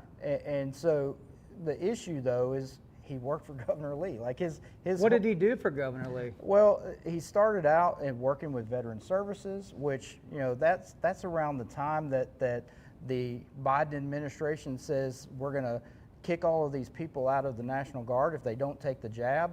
And Governor Lee, we were begging him to do something about that. Step in here, man. Stop this from happening. Protect our citizens here in Tennessee. They're going to lose their income. They're going to lose their benefits. They're going to lose their insurance, their retirement. And we're begging the governor to do something about it. Matt Van Epps worked for the governor at that time. As a veteran who you would think would go to bat for those guys and stand between them and what was happening, and nobody did. You know, the governor never stepped forward. He never did anything to protect those people. I hate to even say it because the guy's a hero. 100%. He's a military hero. His service is impeccable. But he was what they called the COVID czar. Yeah, well, that was the time. So I just wanted to jump in. I'm going to be shutting down here shortly. I'll let these guys finish out while I'm cleaning up and stuff. But some of you guys have been wondering about President Trump serving the National Guard and the police, and you didn't see it. If you go all the way back to the beginning of this video, go all the way back, we show the entirety of him talking to the troops, National Guard, and the police officers, and giving them the hamburgers and the pizza. So there's been some talk in here like, hey, I just watched it live. No, you didn't just watch it live. It happened way, way, way back, 3 hours ago. So at about 5:45. So if you want to see how President Trump interacted with everybody and the speech that he made, just go back to the very beginning of this video and you'll see it there. We just decided, we just kept going here after it was over. We were hoping he was going to do the ride around, but he didn't. So we did show it. It's at the beginning of this video if you'd like to see the entirety of what he said. But these guys are talking, so I'm just going to let this play, let this be the after party, and I will see you guys tomorrow. Okay? So let me cut this. See you guys tomorrow, probably about 2:30. I remember there was actually a couple of National Guard members that I'm personally friends with that called me and said to me, can you get a hold of Mark Green because we are being fired and kicked out of the National Guard for refusing the jab, and I know Mark will back us up. Right. And so I called Mark. I called Mark Green. I said, this can't happen. Right. Like, you cannot fire National Guard members in Tennessee for refusing this thing because Joe Biden said you have to do it, and our governor's too weak to say, yeah, 10th Amendment, we're not going to do what you're saying. Yeah. But guess what? It still happened. And to know that Van Epps did that, I don't know if that was just a chain of command thing for him, like, I have to do what the governor says because it's chain of command. But listen, that was a big mistake. When you're stepping on people's constitutional rights and their bodily autonomy, you have to step out of that situation. Right. And that's the mystery, right? With somebody who's not served in the legislative body, he doesn't have a voting record. He's just been in the bureaucratic side of things. So we don't really know what he's going to do when he gets there, and he gets put under pressure in D.C. to do what leadership tells you to do. Don't care about what the people are telling you back home. Are you going to be a team player? And you and that's unfortunately. I mean, we've seen it in real time, and I hate it because I'd love to shake his hand. I mean, that guy's a badass. No, but that was a huge, huge deal. I mean, he should never pay for a beer ever again. Never. For his service. But when you're talking about going and serving on a different battlefield in D.C. where it's mental warfare and it's friendly fire coming at you, it's a different deal.